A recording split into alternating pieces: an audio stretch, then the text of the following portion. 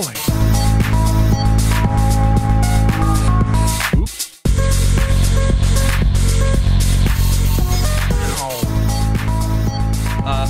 Hi, everybody. How do you fucking start one of these things? Hi, everybody. My name is Penny, you do it.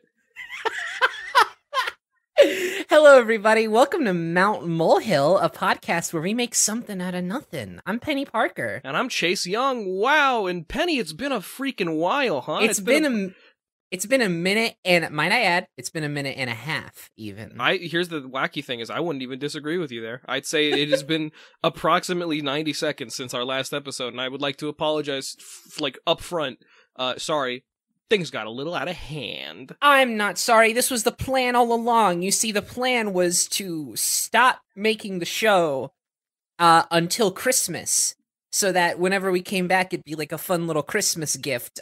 Just sort of doing the Nintendo like artificial scarcity style. Yeah, it's like it's like having your dad abandon you as a child, and then he comes to visit for Christmas. He doesn't even need to buy you a gift because it's like that's enough. Walks in the door and says, "You're welcome." You can bask in my presence. That's us. This is the "You're welcome" episode. Yeah, we're doing you wieners a favor. No.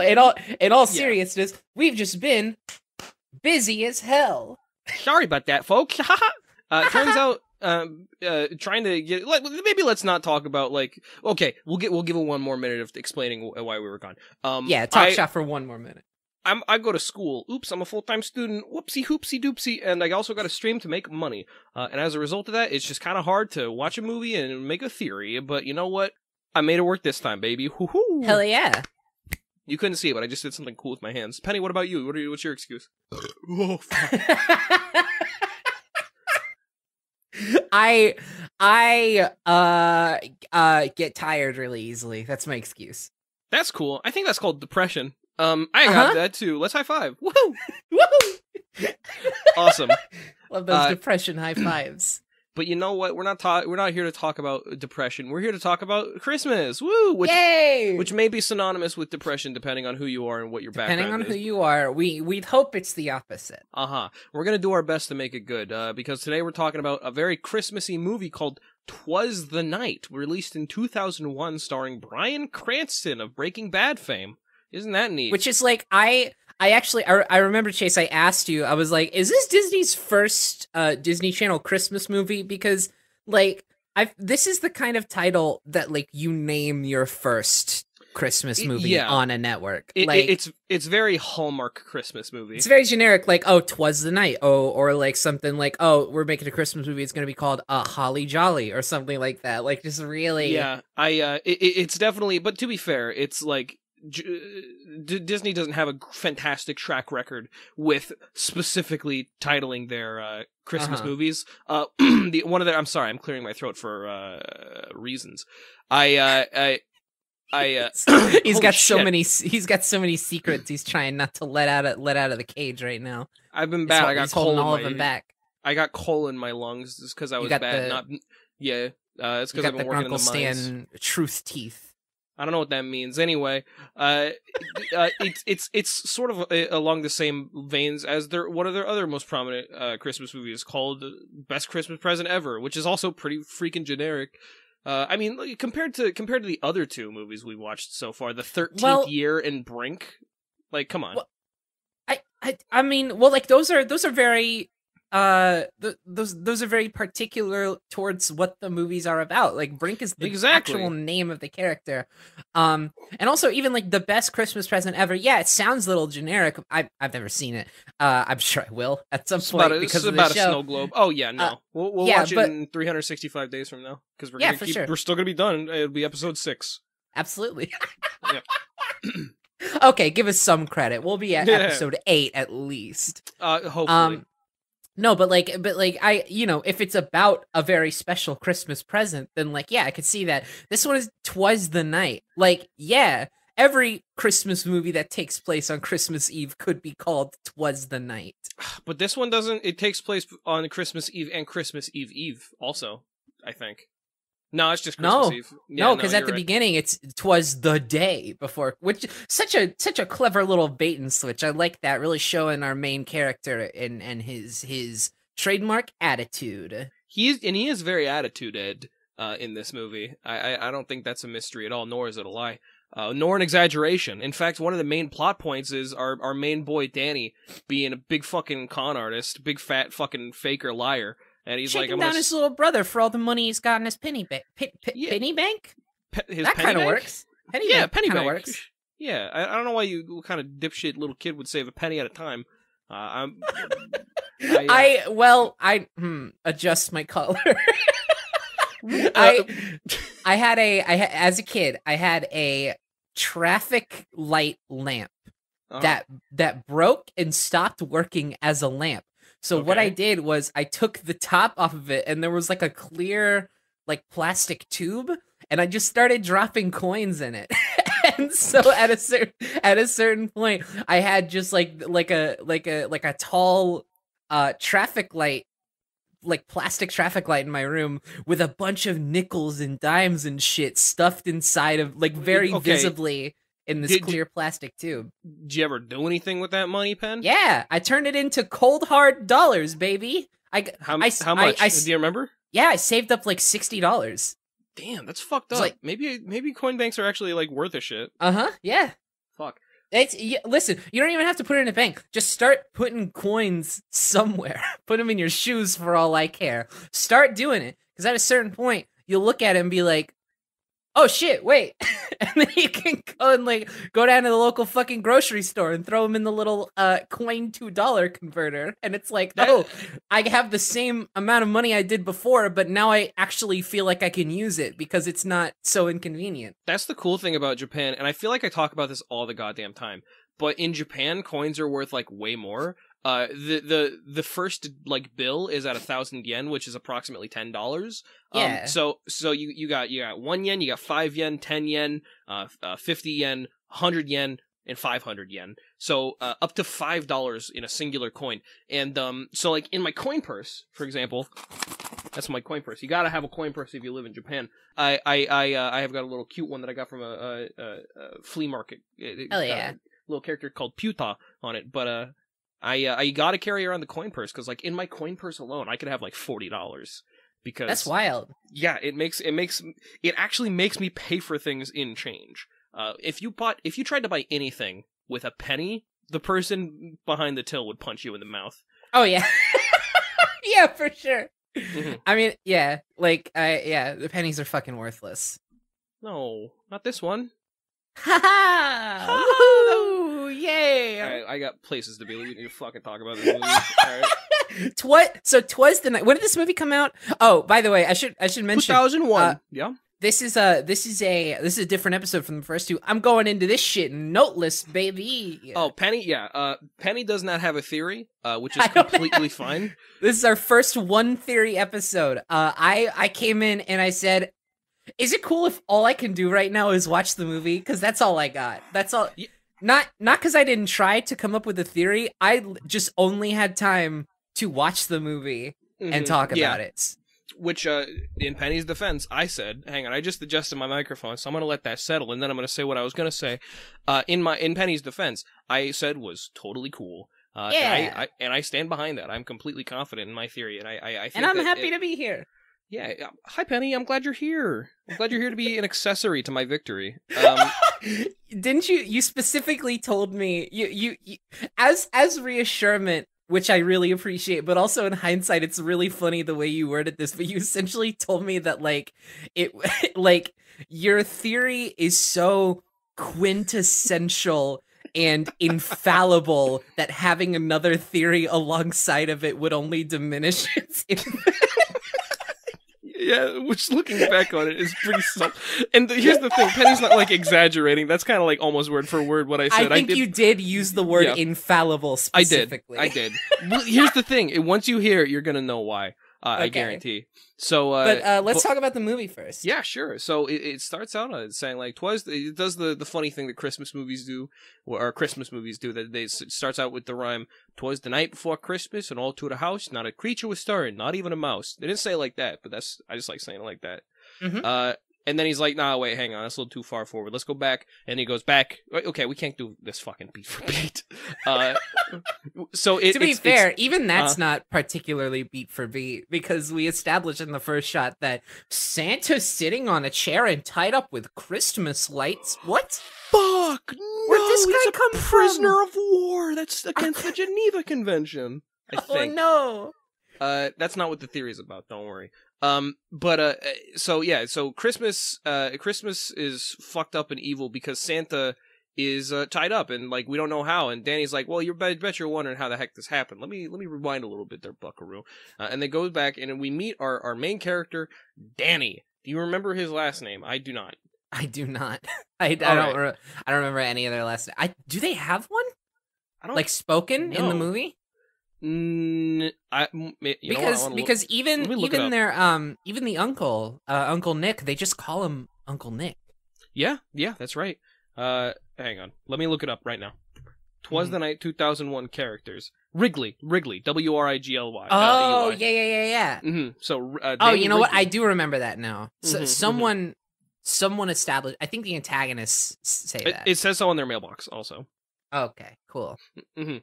So, it starts with Danny Wrigley, who's like, I'm playing a funny video game and I got a flight stick, and he's playing, it's 2001, so he's playing like a really shitty flight simulator.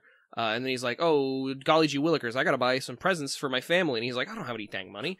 Okay, I was confused about that. I was like, why is he suddenly so desperate to get money? Is it because he needs to buy presents and hasn't yet? Or is it because, well, they bring it up after his little brother, Peter, says, like, we need to decorate the Christmas tree. It's Christmas Eve. And then he's like, "It's not Christmas Eve, you stupid by the way, dumbass." If you decorate the Christmas tree on Christmas Eve, you're crazy. You gotta do it. Yeah, what are you doing? What the heck? That's the point where you're supposed to fucking like sit around and enjoy like cookies and read a book like Polar Express. On Christmas Eve, for context, my family would. So we have the tradition is we unwrap the first gift of Christmas, which is always a pair of pajamas that you wear to bed, and then once everybody gets in their pajamas, this is all after Christmas dinner, and Christmas dinner is everybody gets to pick one meal. So like I pick corn dogs one year, and then like Domino's the next, and then like ribs. So it's just like one person gets like one little dish, and then after Christmas dinner we'd go and get we'd unwrap the pajamas and we'd get in the pajamas, and then we'd come down and my dad or my oldest brother Adam would read the Polar Express to us. Yeah, and then after that, we'd read the passage from the Bible about what's his face getting born or whatever, and then we'd go to bed. I think Cody is his name. Get it? I don't get it. Anyway, 13th year. Was his name Cody in the 13th year? Never seen that movie. Okay. Anyway, cool. Yeah. This is. I was just worried I was getting the name wrong. No, that's how we established within the canon of the podcast that this is like a prequel. This happens before the first episode. This happened actually in 2019. This is fucked up. Anyway, so Danny, he what he does, he's like, hey, little brother, what's your face? Peter. Hey, Peter. So he's got a little brother named Peter, who's, by the way, just the most precious child actor in the fucking world. He's cute as hell. He looks older than he sounds. I was gonna say to a detriment of how his voice matches up with his face, because it doesn't. No, it doesn't. He looks like he's 9 and he sounds like he's 3. Yeah, he does. He's got a very cute voice. Fuck ugly teeth though. But so he goes to his brother Peter, and he's like, "Hey, little brother, shop's open for business." He does it like in rhyme, but he's like, "Shop's open for business," and he lets him into his room where he's got a bunch of sticky notes all over his possessions with like different prices. And then his little brother walks out with like a life vest and like a frog, not like a live frog, but like a plastic frog, and like some teeth and some stuff, and he looks real happy. He doesn't seem like upset. He looks like he got a good deal. And and Danny is like counting the money, which by the way, he's holding like $6 and like singular 7 dollar at bills. most. Yeah. But so his mom gets pissed at him because he according to her fleeced or shook down his little brother.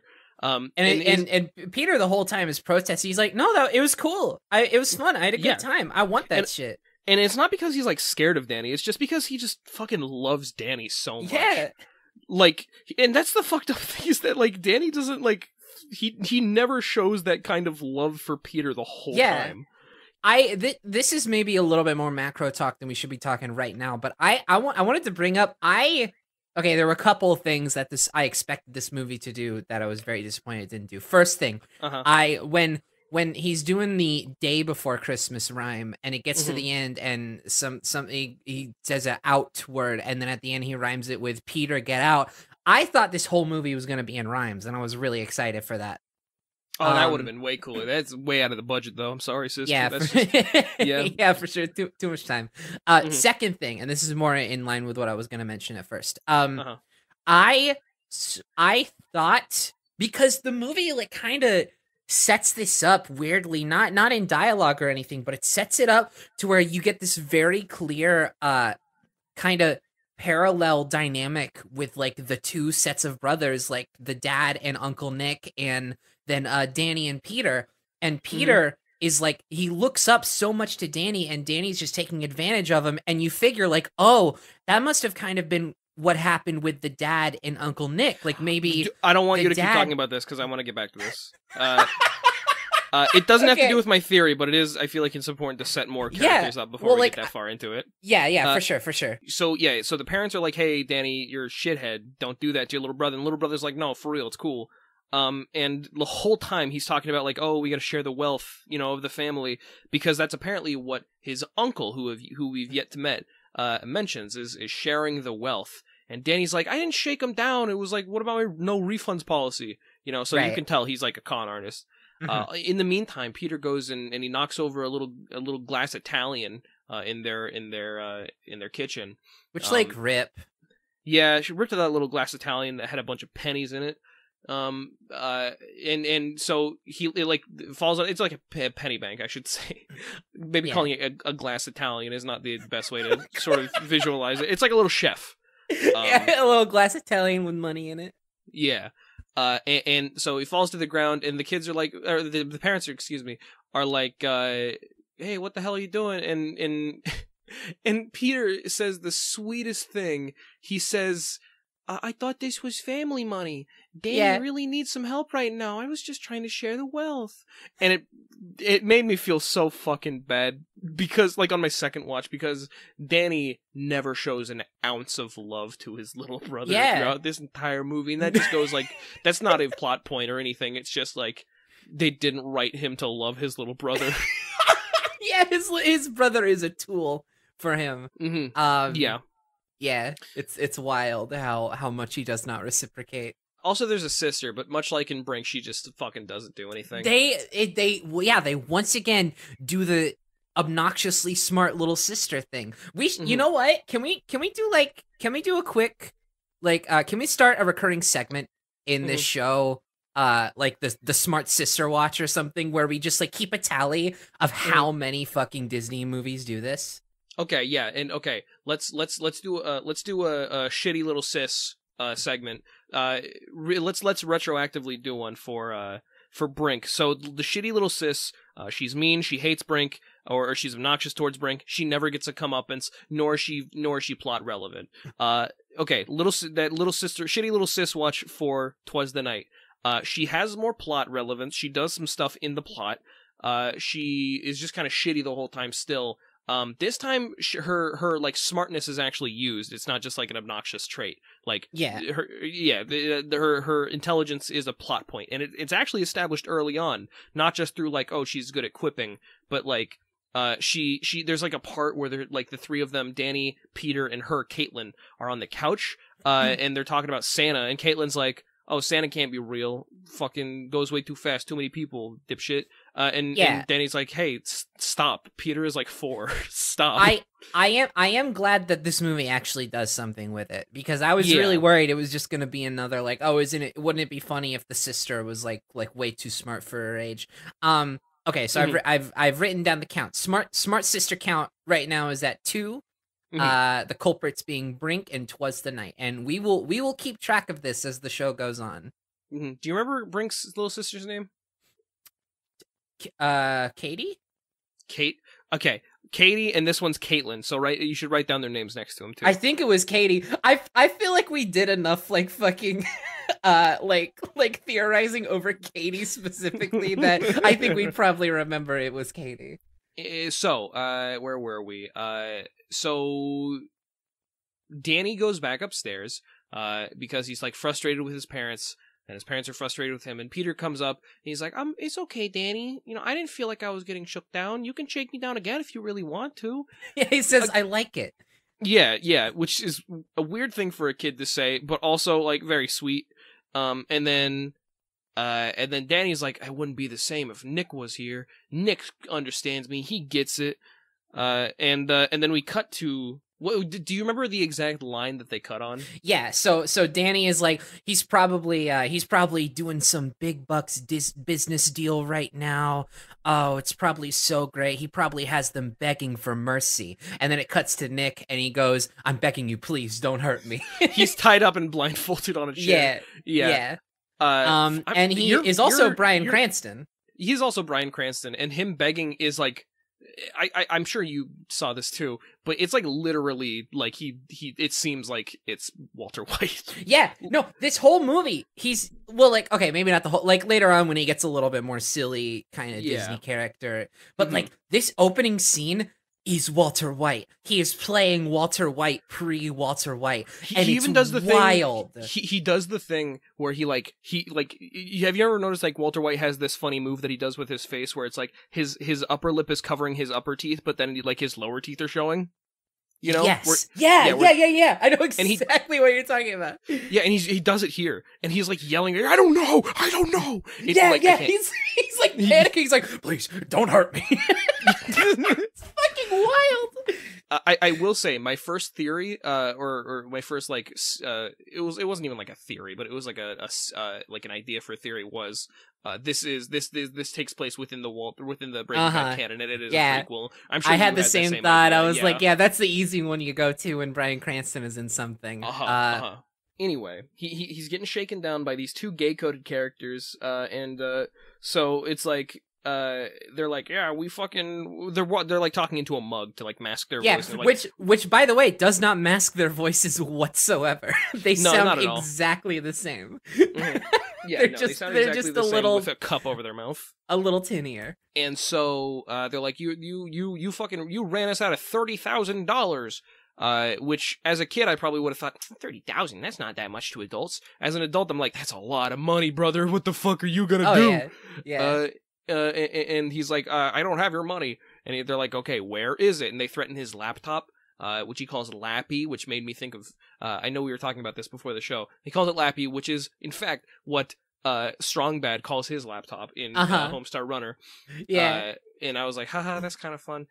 So they threaten Lappy, who he loves very much, and he says, look, okay, I'll tell you, I put it into some IPOs and made a killing, flipped it the same day, put it into BlueStacks, and like he like says a bunch of fucking goes through a whole rigmarole. Mm-hmm, and they're like, okay, so you don't have it, idiot. Yeah, it's just a roundabout way of saying it, because he's like, with every investment there are some risks. Mm-hmm.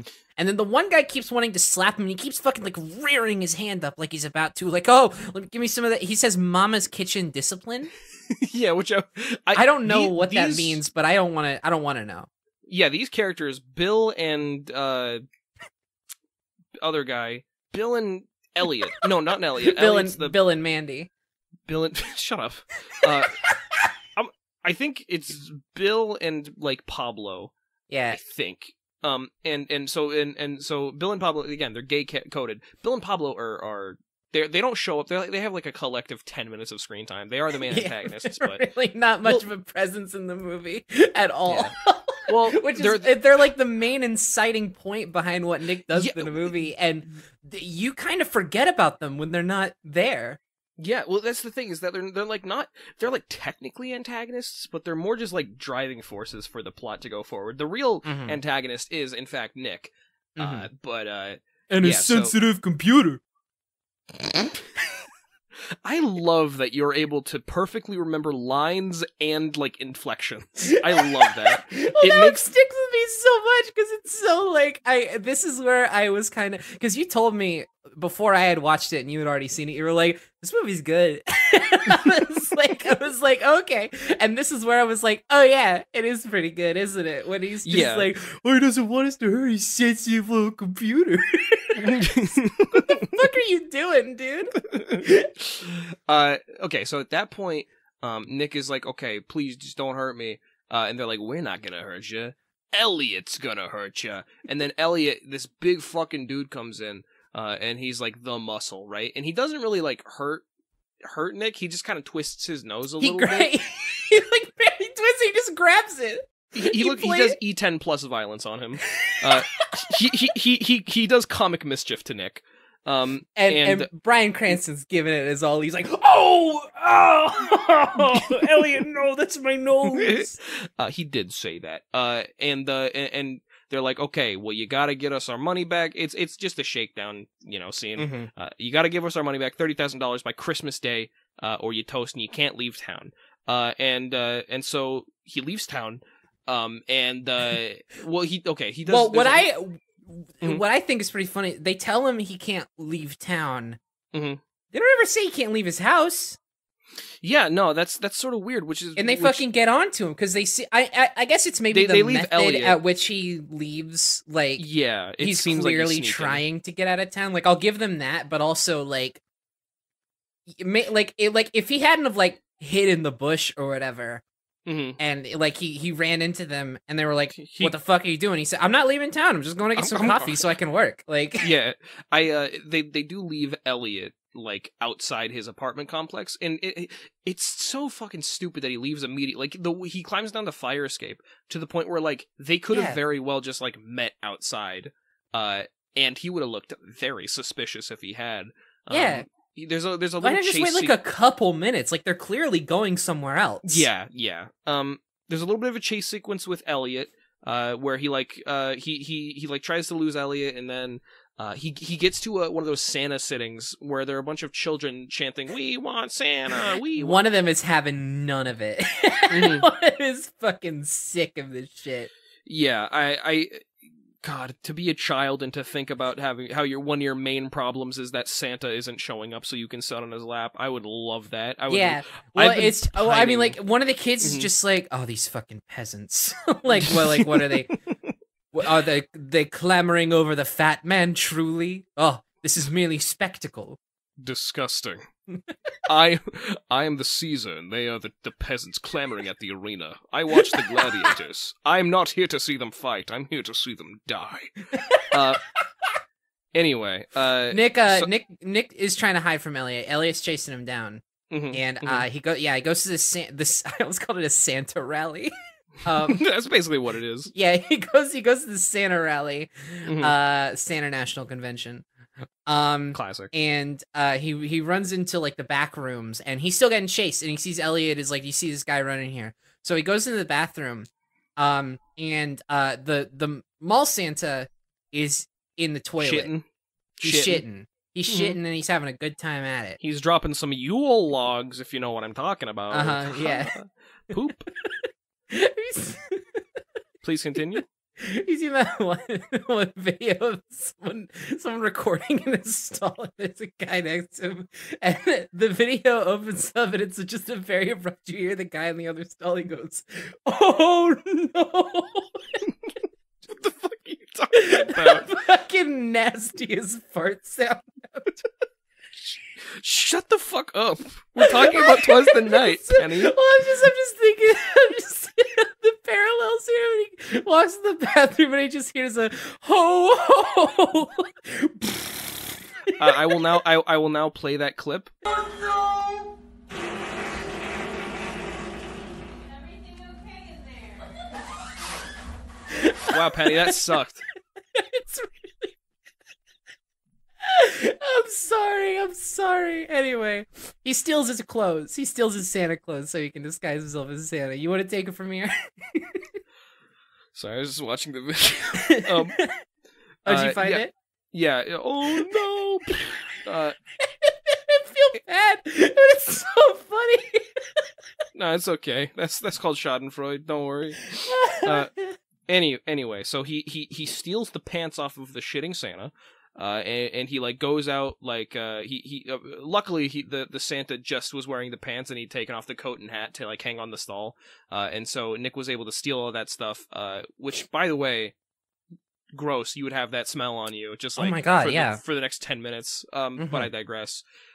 He like sneaks past Elliot, and which, by the way, Elliot, like, when he comes out of the bathroom and like outside of the building, Elliot's like there and he's like, "Hey, your elves are waiting for you." And he's like, "Thank you, Elliot." And he's like, "How do you know my name?" And he's like, "Oh, I'm Santa, of course." And then he like just like actually assaults him. Yeah, he says, "Have you been a good boy?" And he said, "Of course I've been a good boy." But he's like squishing his face, and Elliot, while his face is squished, "Of course I've been a good boy." Which I thought was fun that you can do that in kids movies. Does the fact that Elliot accepts so quickly that he would know his name because he's Santa Claus imply that Elliot knows the real Santa?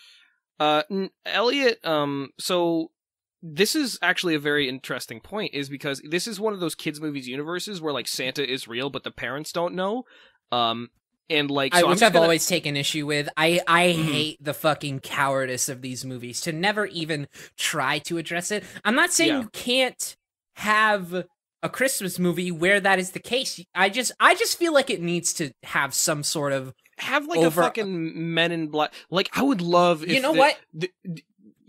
I'm not even saying that these individual movies need to address it. I'd love that, but I would also love if we just, like, as a society, as a community, as a culture, could just come together and, like, come to a mutual understanding as to why that is the case, so it can stop fucking bugging me so much every time I watch one of these movies, you know? Yeah, okay, like, yeah, we all everybody, just need... stop everything, stop what you're doing, because Penny has a fucking problem with this seasonal movie plague. We need to gather together, and we need to inject a mutual understanding. We need to inject a mutual understanding into the common lore of Santa. That's all I'm asking. It's a simple fucking request. War on Christmas is real, and it's not what you think, baby. It's not what you think it is. It's hiding in the shadows.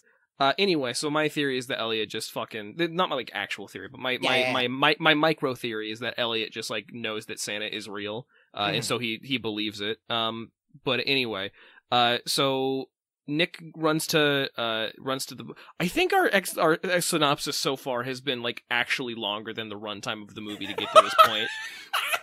Well, you know, that's not entirely not fair. Yeah, what are you gonna do? Anyway, so Nick runs to the bus, and it says, "There's no place like home for the holidays," which is a great song. And he's like, "There's no place like home, huh?" And so he gets on the bus, and then he goes to 300 Walnut Street, which is where the Wrigleys live. He is the uncle of the children of the Wrigleys, the brother of the father of the family. I do not know the name of the parents, nor do I care to look it up. I will look it up now. Yeah. John and Abby Wrigley. Okay. So there you go. Yeah. I think he calls him John at one point. I never caught it. Yes. So they go to the fucking he goes to the place, and then we cut to the inside of their home at like 5 o'clock. So it's like pitch black outside because that's how winter works. And they're reading "Twas the Night Before Christmas." And they get to like not a creature was stirring, not even a mouse. I don't know what comes after that. I've never heard that whole story.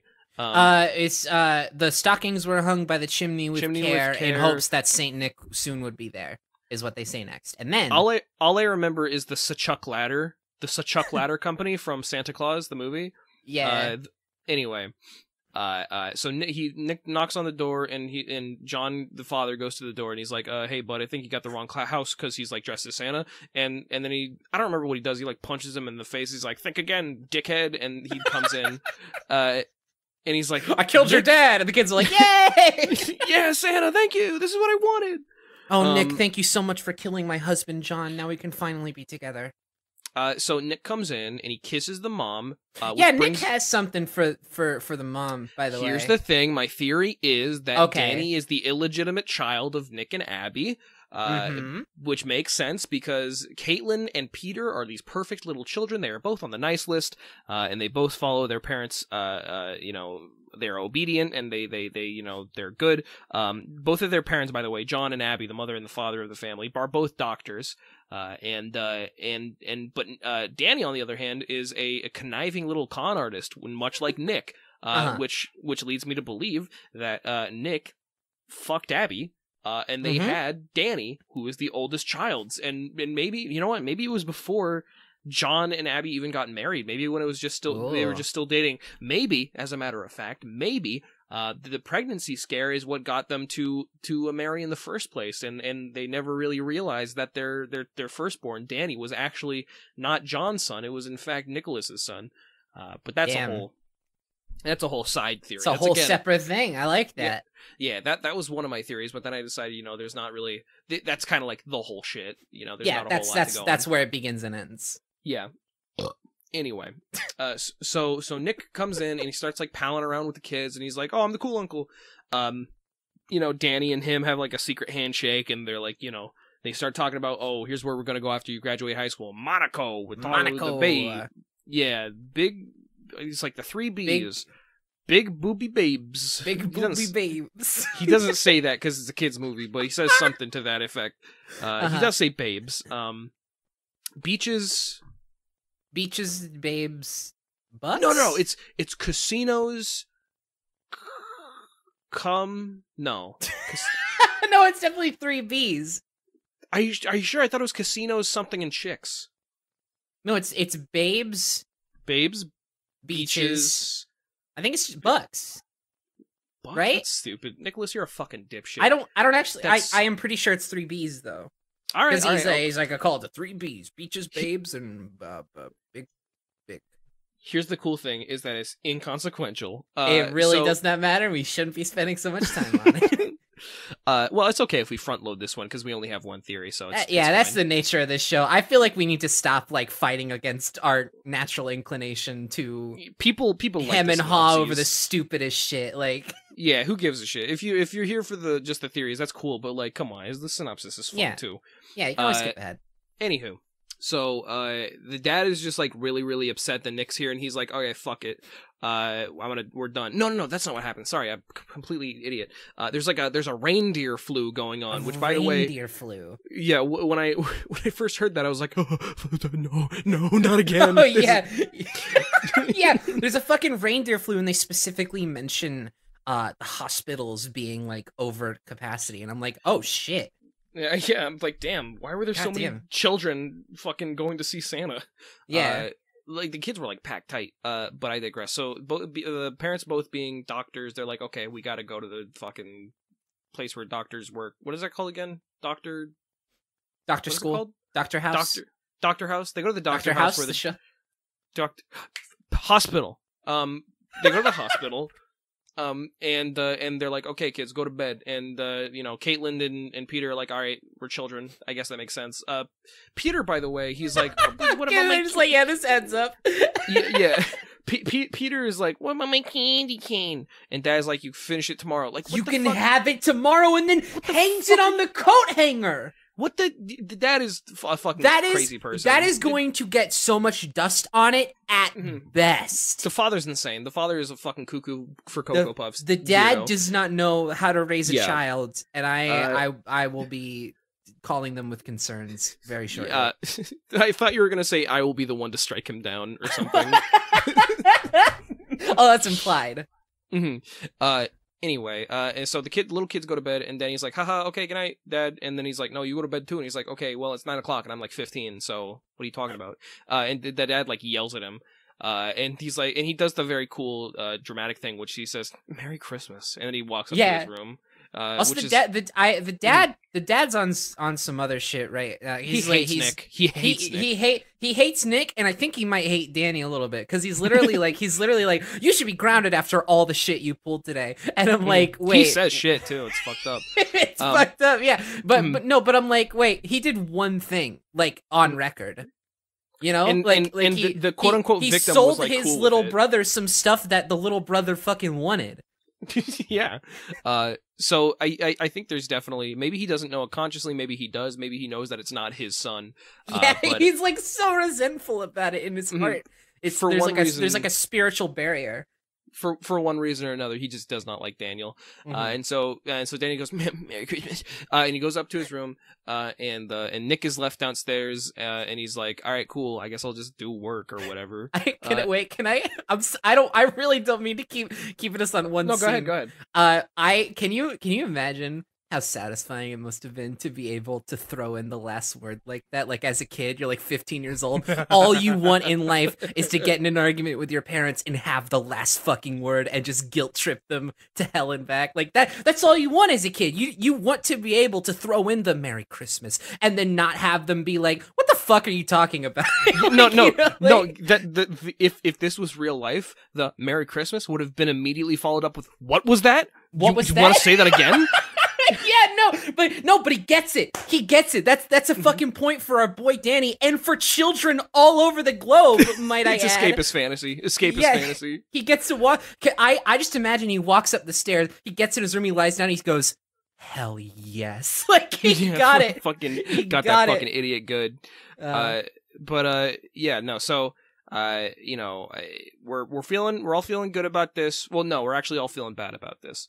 So the kids are all up in bed, and the parents go to doctor place, and Nick is left alone with his laptop, and he's like doing funny work, and then the gay characters, they are like, so they sound like, we totally hacked him, we got him good, like they sound like that, and it's like, yeah, I know, Bill, fucking, I sound like a geek, and that's like their whole thing. That's like basically their whole character. So in come the techno twinks. The tech. Fucking shut the fuck up. You love it.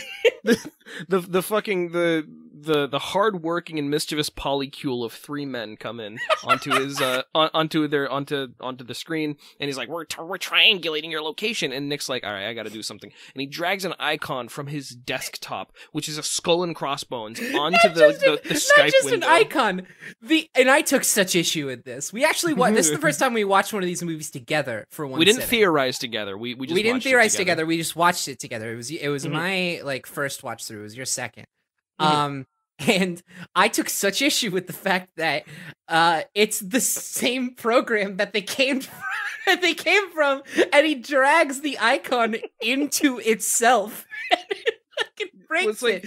And I was just like, that's like if you took like Microsoft Paint and then you drug the Microsoft Paint shortcut into a Microsoft Paint canvas, and it made like Paint Tool Sigh or something, or like it created the Mona Lisa 2. I didn't actually notice that it came. It did. I didn't notice that it actually came out of that particular icon, because that maybe it didn't, but I remember the animation. Like I registered it as coming from that icon. The animation kind of expands from that side of the screen. Well, wherever the hell it came from is a skull and crossbones, and he drags it over the window, and it doesn't cut out or freeze. It just does there's analog static on a digital device, which is cool. And they're like, oh no, we're fading out. And he says, well, that should have knocked him out as well as any other hard drive within a 50-mile radius, which makes me believe he somehow constructed a fucking EMP weapon that can knock out an entire fucking city. That's crazy. That is insane. Yeah. Think about 100 miles of space, in 100 miles in diameter. Literally, that's like a terrorist attack. That's crazy. What if fucking James Cameron was in a house down the street with the script for Avatar? What have you fucking done to history at that point? Especially considering this is in 2001. This is right off the heels of 9/11. America's gonna be on high alert. America is if there was an EMP attack in 2001 in December, the Pentagon would have come to his fucking house. And what if a plane was flying overhead, dude?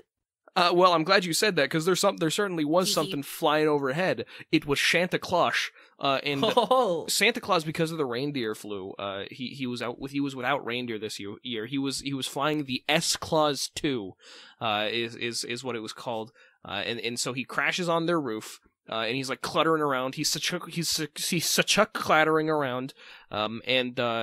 And he's like, what the heck's going on? Nicholas is like, what the heck's going on? And Danny comes down, and he's like, oh, what the heck's going on? And Nick is like, what? I thought it was you. And Danny's like, I thought it was you. And then they hear something coming from the chimney. And what are you laughing at? I'm just enjoying myself, you know. Okay, fair enough. So they hear something come from the chimney, and they're like, Nicholas grabs like a poker, and it's not a poker. He grabs like the fucking dish that you sweep the ashes into, and he like holds it up like a weapon, getting prepared to swing. And then the fire freezes, like the fire stops, and then Danny and then the movie would like to have us believe that Danny and Nick freeze alongside us, but I know what I saw. I fucking know what I was looking at. You can't pull the wool over my eyes. Those boys were standing still. Yeah, they were standing. Those actors were standing still.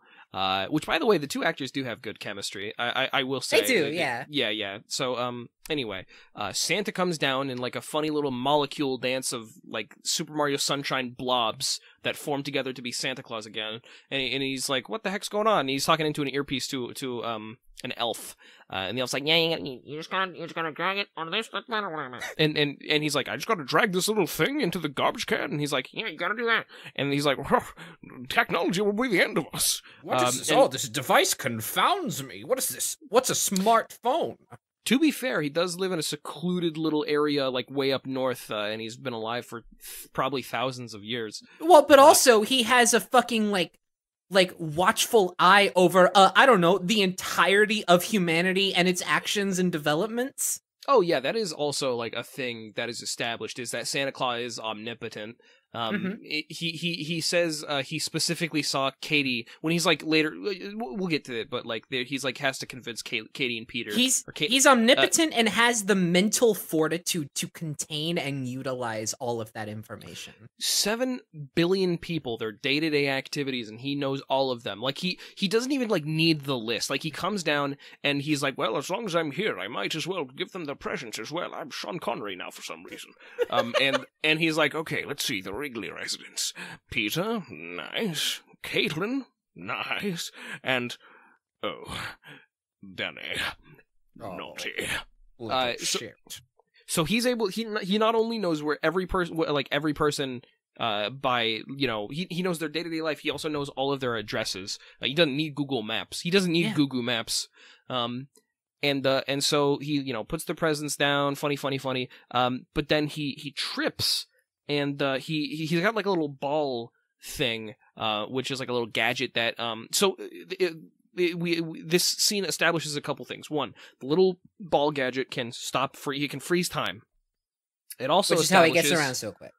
Yes. And it is like time. All of time is stopping. It's not just like the immediate area. It's all of time is stopping. The only things that are which are like immune to this are whatever's in the sleigh and whoever's holding the ball. Mm-hmm. We also establish another little gizmo that it does. So he reaches into his sack and he pulls out like little itty bitty tiny presents, like tiny like the size of marbles. These presents, right? And he puts them down, and then he presses another button on the little ball, and they grow. So we also established that it can grow and shrink things, right? And then super. I like that a lot. I think that's a neat little mechanism for explaining how he carries so much shit in that bag. Mm-hmm. And it also comes up. It's also very important to the plot. Which this is a very tightly written movie. Brink was a tight written movie. This is a close second, I think. I think we both agreed that the current hierarchy of movies that we've seen is starting from the top. Brink, and then Twas the Night. I don't know if I would describe it as tightly written. Maybe by Disney Channel standards. I just think it's very inventive, and like it knows exactly what it wants to be, and so within those parameters, it has a lot of cleverness to the way it like. Sort of sets up its mythology. It has consistent like rules, I should say. It has consistent rules that are established early on, so there's no like ex machina, like, oh fuck, well, okay, maybe a little bit, but we'll get to that. So he like drops the ball, and then both Nick and Danny unfreeze, and they're like, oh shit, what the fuck? And he's like, oh shit, what the fuck? And he's like, it's a hallucination. And they're like, okay, no, you're fucking Santa Claus. And then he tries to bolt, and then he trips over something. I think it's one of the fire pokers, and he fucking smacks his head, bam, right on the what do you call that thing? The sconce, the place above the fireplace. I don't know. He basically he has a concussion and starts hemorrhaging.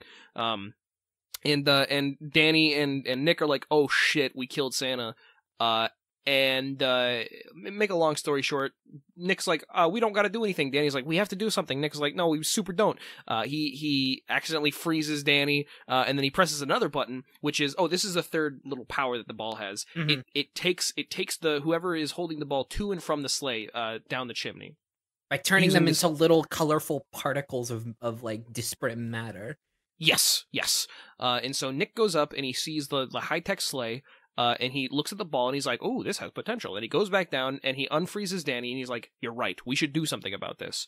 So they both they decide they're going to be Santa because Santa's out cold. And they're like, okay, so let's be fucking Santa. Let's do it. And then they go out and they're now Santa. And we've I think finished pretty successfully the first third of the movie. Yeah, it's I actually think this is fine because the first third of the movie has the most information it needs, and thus we need to like establish to get through the rest of it. Yes.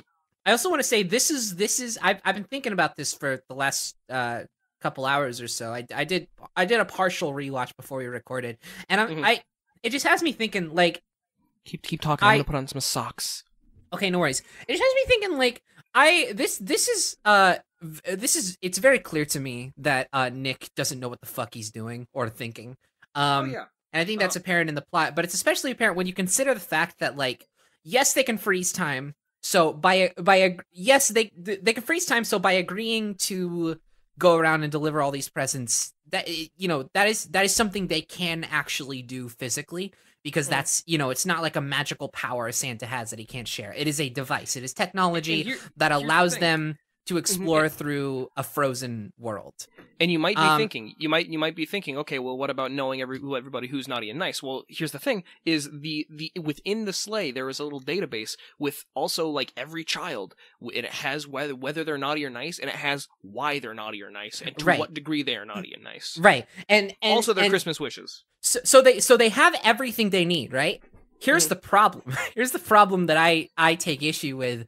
In that I think they had the movie not gone as it did, they would have suffered. They would have fucking suffered because it's not like the magic speeds them up. They are still flying around and taking actions and doing things in real time to them. Yes. So the idea that they have to actually spatially fly to every individual house in the world. Every Christian house. Yeah. Yeah, no, exactly.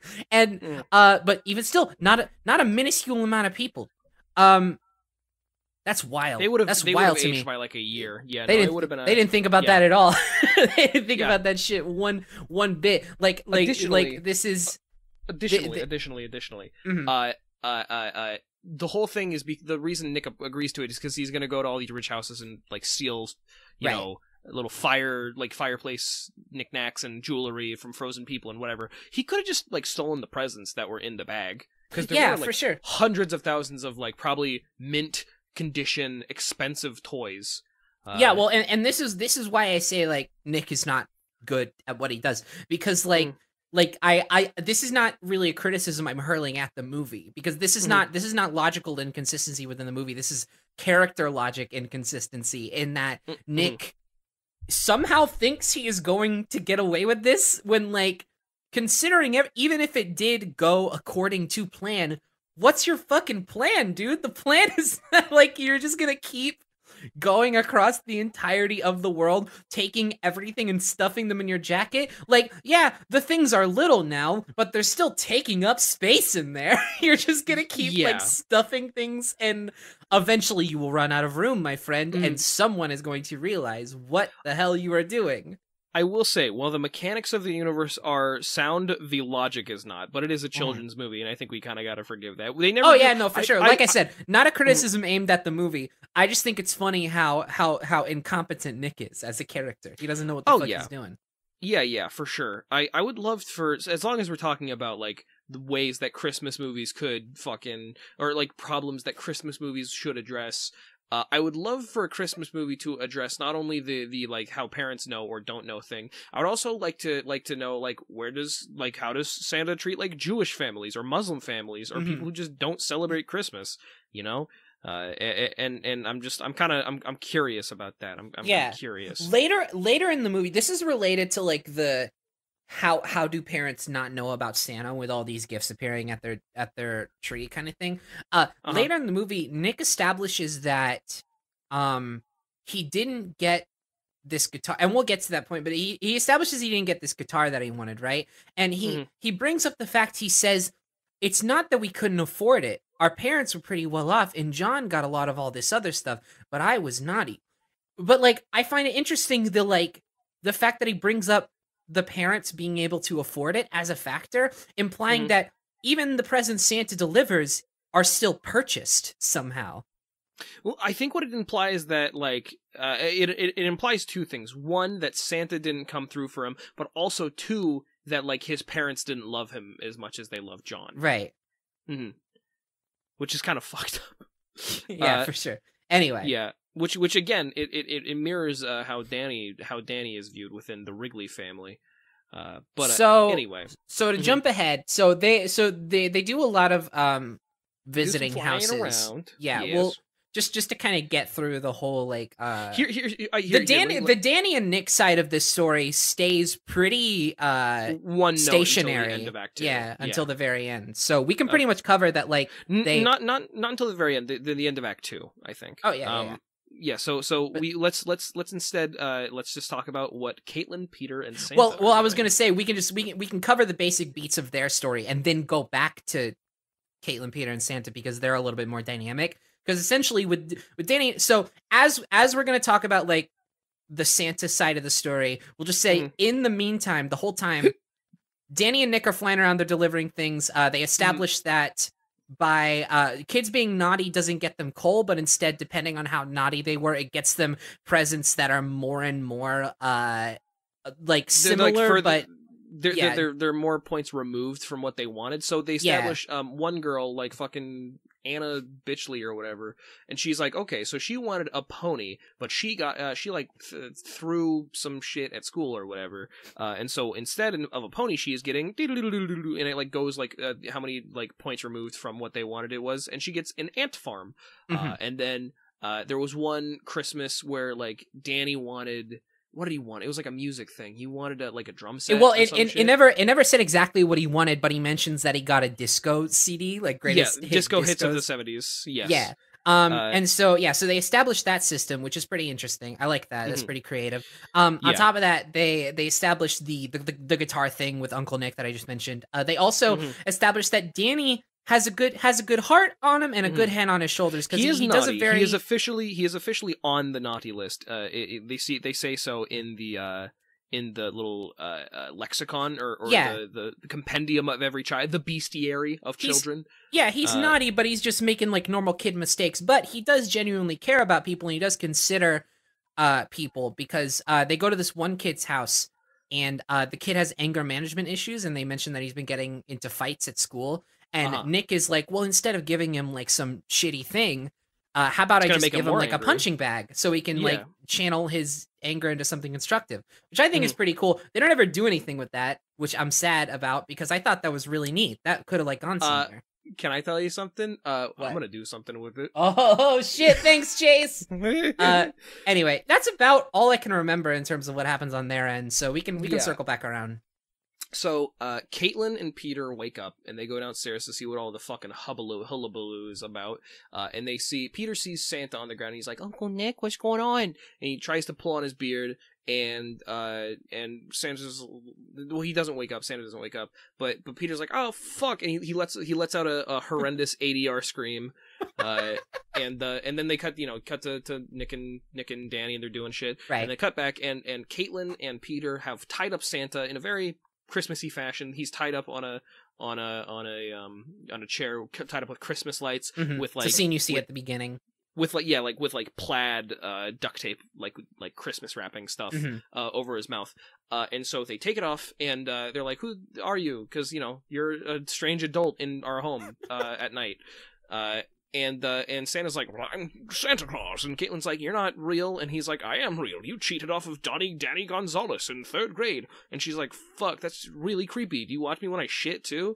And then so she says that. It's weird. Yeah, she says that, and then it cuts to Nick and Danny again, and then it cuts back to the kids, and they're like, okay, well, goddamn, my sleigh is gone. Well, if Danny has it, I'm sure it'll be fine. And he's like, okay, but yeah, but Nick has it too, and he's like, Nick Wrigley has my sleigh? Oh, no, this won't do. This won't do at all. This won't do. Oh, no. Mm-hmm. He's freaking the fuck out, which is, imagine having an omnipotent being hate you.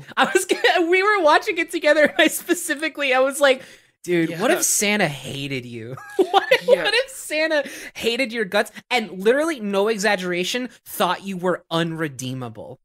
Yeah, no, 100%. Santa, the guiding light for morality in the world, thinks you're fucking beyond. He the literally saving. calls Nick naughty list for life. Yeah, no, like he like, okay, I get he's omnipotent. He can't see the future. All right, he need to calm down. You don't fucking know. Yeah, I think don't know, jumping the gun a little bit, Santa. We want a new one. Let's. Oh my god, I just remembered Nick I don't know if this plays in your theory at all. I genuinely don't know. You haven't told me. But Nick mentions at a certain point, he's like, who put him in charge? I didn't vote for him. And I was like, oh, maybe you should though. Yeah. Maybe you should. Anyway, so they're like, what the fuck are we gonna do? And Caitlin's like, well, okay, if your sleigh is digital this year, it's got to have a web address, right? Which doesn't make much sense, but it's 2001, so what are you gonna do? And he's like, oh yes, it does. It's a www.sclause2 SantaClaus.com was taken, which was kind of funny. It's a little cute, yeah. I was like, haha, this is funny. I do that. And so they're like, okay, well, if we have a powerful enough computer, we can knock it out of the air. Because if you recall, they can't just do the EMP blast that fucking that Nick did because Santa deleted it. Yes, Santa Claus completely annihilated the Wrigley super virus. He got rid of it. He didn't know what he was doing. He didn't know how important it would be. I think that's pretty funny. Mm-hmm. And so they are like, okay, we got to go to the computer store. We're gonna get the Lumax 42056 or whatever, which is like the most powerful home computer on the market right now. And so they get in the car and they do some shenanigans because like Santa doesn't know how to drive. Whoa! They stumble upon. They drive through an alley and stumble upon a group of ethnically diverse 30-year-old men in trench coats spray painting a wall. And so they start like rocking the car back and forth because they're like, get out of our way. And Santa honks. And they're like, okay, no, we're not gonna get out of the way because we're thugs. And then Santa's like, okay, well, I'm gonna fucking make this a problem then. And he gets out of the car, and they're like, the main leader guy is like, all right, square up. And Santa's like, okay, coochie, and starts tickling him, and they have a funny little tickle fight. It is viciously uncomfortable. Like, it is borderline on fetish. Borderline on fetish, yeah. Like at one point, he literally has him like arched up against the car, and he's like leaning over him, tickling him. Yeah, and the ad firm after party is like getting a kick out of it. Like they're not like. Nobody's like mad at him for doing it. Like they respect him for it. It's weird. He literally gets off of the car and firm after party that just hit me. That's funny. Funny. Thank you. But he's like, you're a good tickler, man. I'm like, what the fuck are you talking about? What is this? He says, do you want to join my crew? And he's like, oh, I can't do that, little guy. And he's like, well, you shouldn't be driving around this kind of place at night. There's a lot of creeps around here. I can't do that. I have a Mrs. Claus back home. Shut up.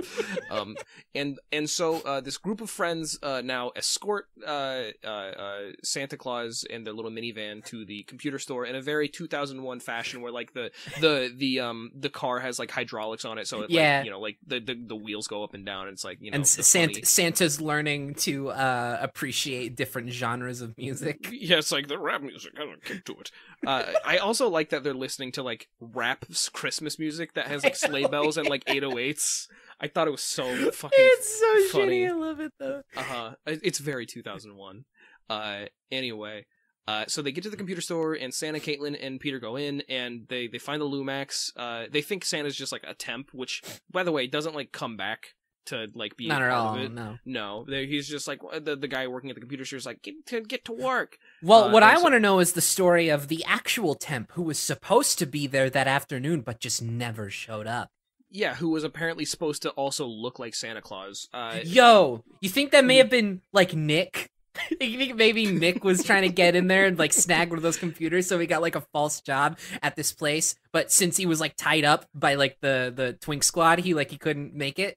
Maybe that very well could have been like a thing. That's my theory. There you go. That's your whole theory. Thanks, Ben. Yeah. It's a theory about something that could have happened. Maybe that it was maybe implied, sort of, and didn't happen. Anyway. So they go find the Lumax, and like they're like, oh no, one of the store clerks is coming, which is like weird that they would worry about that because they're just like testing out a computer that's on display.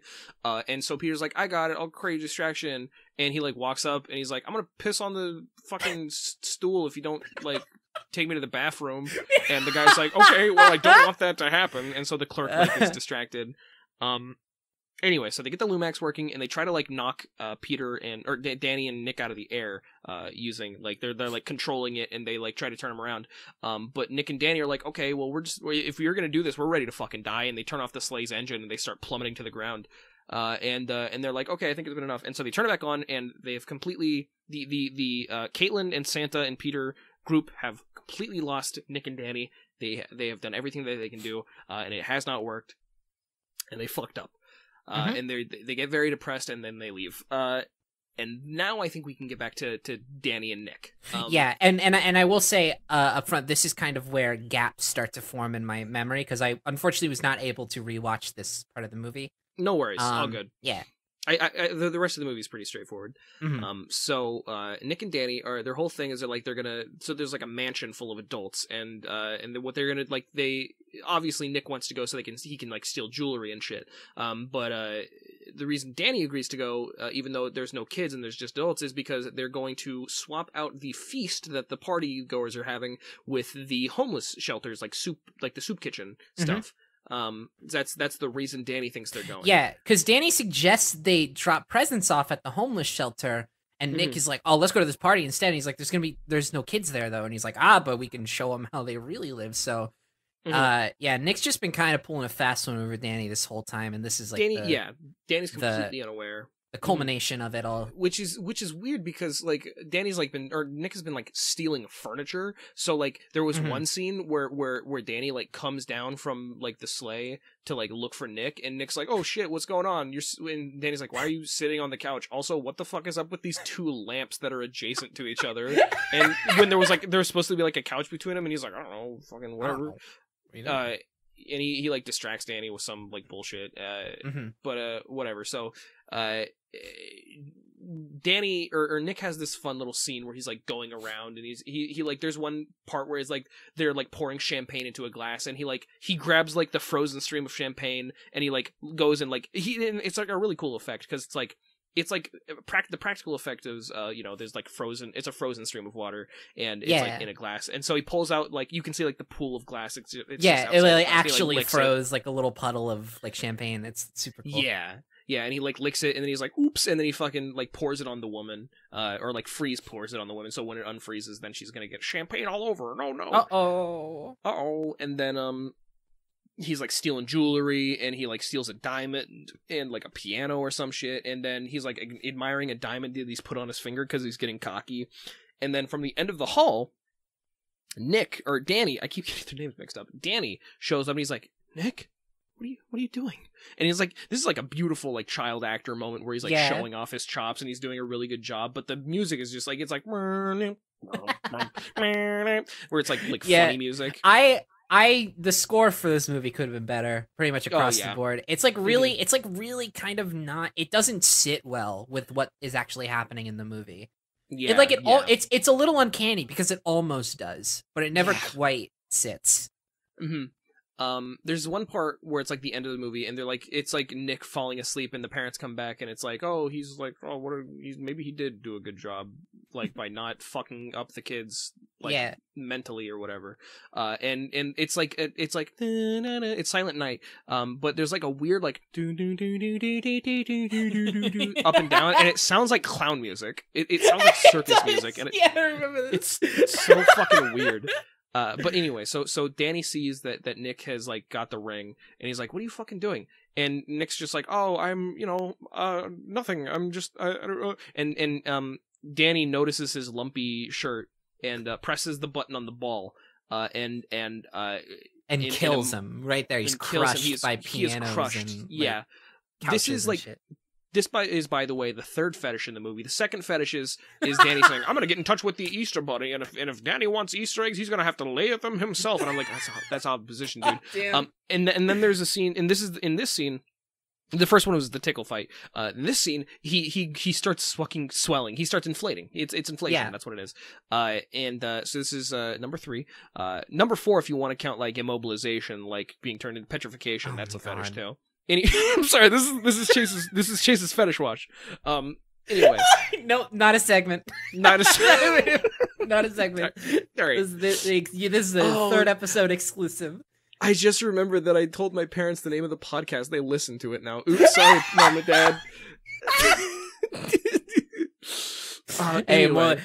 More like Chase's grounded hour. Ayo. So he all the shit like comes out of his jacket, and it's like, oh, a car, a piano, sofa, all this shit that he stole. It's like piled him up to like the ceiling. And Danny's like, I knew it. I knew you pulled a fast one over me. And Nick is like down to the bone, like denying it the whole time, like, oh, it's for charity, or once in a lifetime thing. What was I not gonna do? And Danny is very resolute, and he's like, no, okay, fuck you. You betrayed me. Never mind. I don't want to do this sucks. Anymore. He pulls a Josh from Drake and Josh and says, we're done. Yeah, he says, you and me, we're done. It's very impactful, but then the score is like, super does not. Yeah, it does not treat it well. It pulls a funny on him.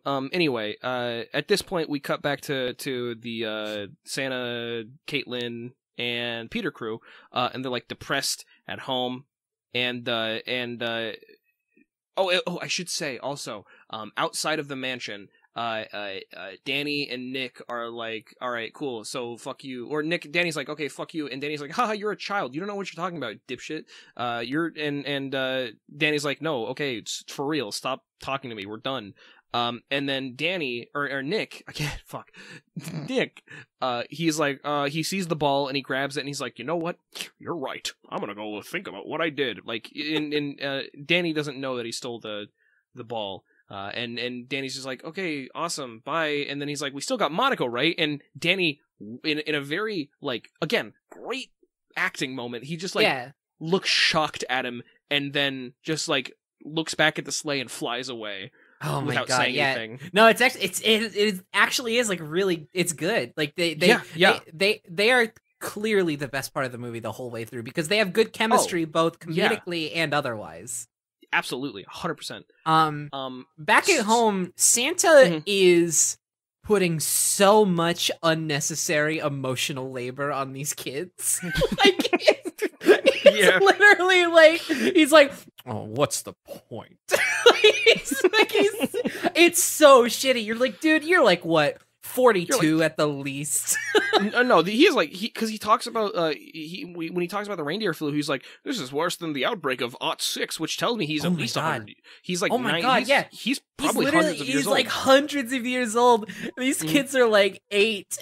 He's just like, oh, he's putting so much on them to like process and understand these emotions for. Yeah, and he keeps talking about how shitty their older brother is and how like terrible their uncle is. Santa is a horrible person in this movie. Yeah, Santa is like consistently like a shithead the whole time.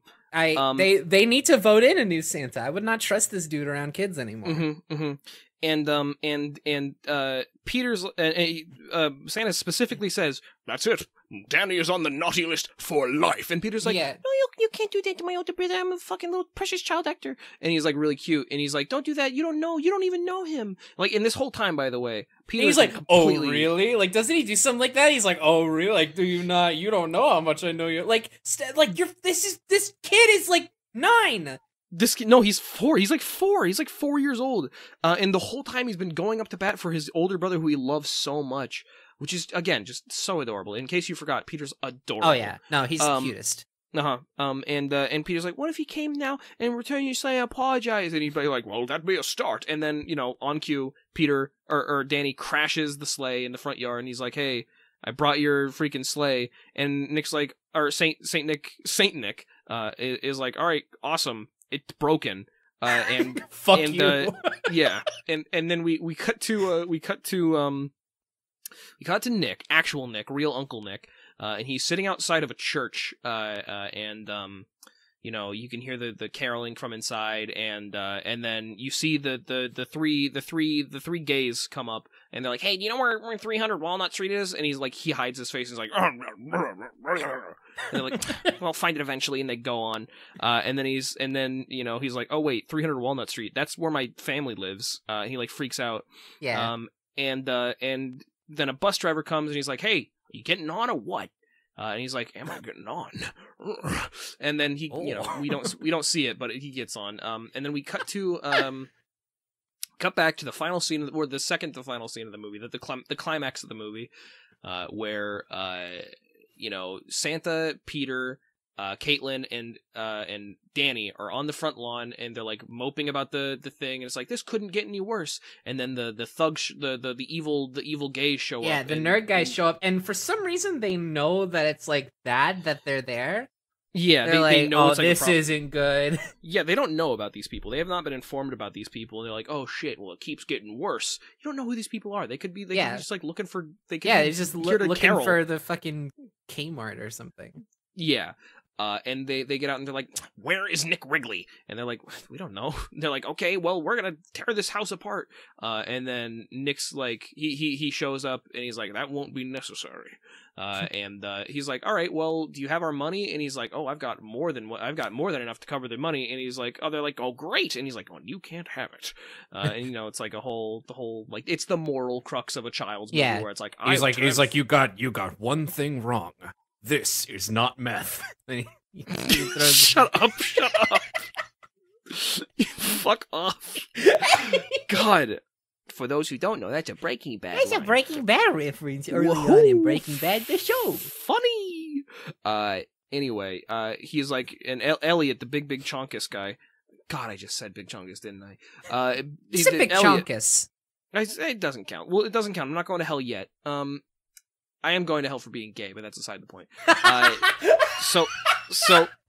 So Elliot's like, why am I not gonna hurt? Well, Peter's like, don't hurt Uncle Nick, and Nick's like, this guy isn't gonna hurt me, and Elliot's like, why wouldn't I hurt you? Or he's like, why wouldn't I hurt you? Because I have to do different voices. Mm-hmm. And he's like, well, because frankly, Elliot, inside you're just a sad little man. And they all start laughing for like a full minute. And then about 45 seconds into he says, frankly, Elliot, your dick is small. Frankly, Elliot, you probably don't have that much sex compared to me. And they all start laughing really hard. And Nick pulls out the ball and he shrinks him and scares Elliot. And then the nerds drive away, and then it's over. And then they're like, okay, well, awesome, but Santa's sleigh is still broken. And then Nick has to give up his laptop, which has only been important in the second scene of the movie and the second to last scene of the movie. Mm-hmm. Where they hook up the laptop to the sleigh and they get it online, and Santa's like, all right, awesome. Your guys were dicks to me, but like whatever. It's cool, yeah. I mean, whatever. And then like. The last thing he does is like yell at them to move. And then he flies away. God, again, Santa sucks in this movie. Santa's just the worst in this movie. And then they're like, okay, well, awesome, we're done. And then they go back inside and they go back to bed. And then their parents come home. And they see the clown music starts playing that we talked about before. Yeah, the clown music, and I giving it some thought. I think it does fit because I think it just kind of represents how much of a clown John is feeling like for being such an asshole. Yes, the biggest dork of them. Well, no, here's the thing: is that Nick did exactly what he thought. So John just thinks he's a clown. Well, but I mean, all perception, you know. Yeah, I suppose so. So yeah, the parents come home and they're like, okay, well, I guess your big brother did it, woo. And then he like puts his jacket over Nick, who's asleep on the couch without a blanket, and then it's great, and then it's over. Well, and then it cuts to Christmas morning, and they're all like, Peter wakes up Nick, and they all start opening gifts. And by the way, how did like the Christmas morning go down in your house? Because in my house, like we didn't like just all start opening gifts at once. It's like everybody opens, like gifts are opened one at a time, and it's like a 2 hours long thing. It really depends on the year. But in years where we had like gifts, it would always be like the family gathers around all at once, and everybody opens it at the same time. So like it's all like everybody like takes a seat on the couch or the floor, just wherever they can find room to sit. And then the adults start passing out presents to the kids, and then everybody has their individual presents, and we all just get like a stack of them. And then it's like, all right, everybody start opening, and then everybody opens at the same time. Gotcha. And it's just this cavalcade of like excitement and like, oh, look what I got! It's nice. Yeah. I think every family does it different too. So the way my family does it is the kids wake up like one by one, and we all make our way down to the family room, because we're not allowed to go into the living room yet. We're not even allowed to like see the tree or the presents yet, because you know, Santa left it all. You know, I know it's like, oh, you fuck parents, shut up. Santa left us a bunch of gifts. We all want to go in at once. And we specifically in the family room, we turn on ABC or CBS or TBS or whatever, one of those 3-letter TV channels has a 24-hour showing of Christmas AMC. Carol. AMC, yeah, one of them. Who cares? Has the 24-hour Christmas story on, and so you know, we just it's like usually the first person to wake up is up at like 5 a.m. And they go down and they start watching Christmas Story, and it's a very cozy feeling, just like we're like having our blankets on way early in the morning, having the sun rise slowly, and you know, just sit with all the siblings sitting around, and then eventually the parents wake up, and then we all take Christmas morning pictures, which is just like all the kids together wearing pajamas, and it's all very nice. And then we go out and we see our stockings. And the stockings, so the way it works is every year we'd get, you know, gifts from each other, but we'd also get one big gift from Santa. And so like that's like the one time a year that I would get like a new game console, or one time I got like a $200 like TV for my room, which was really, really nice. Oh, hell yeah.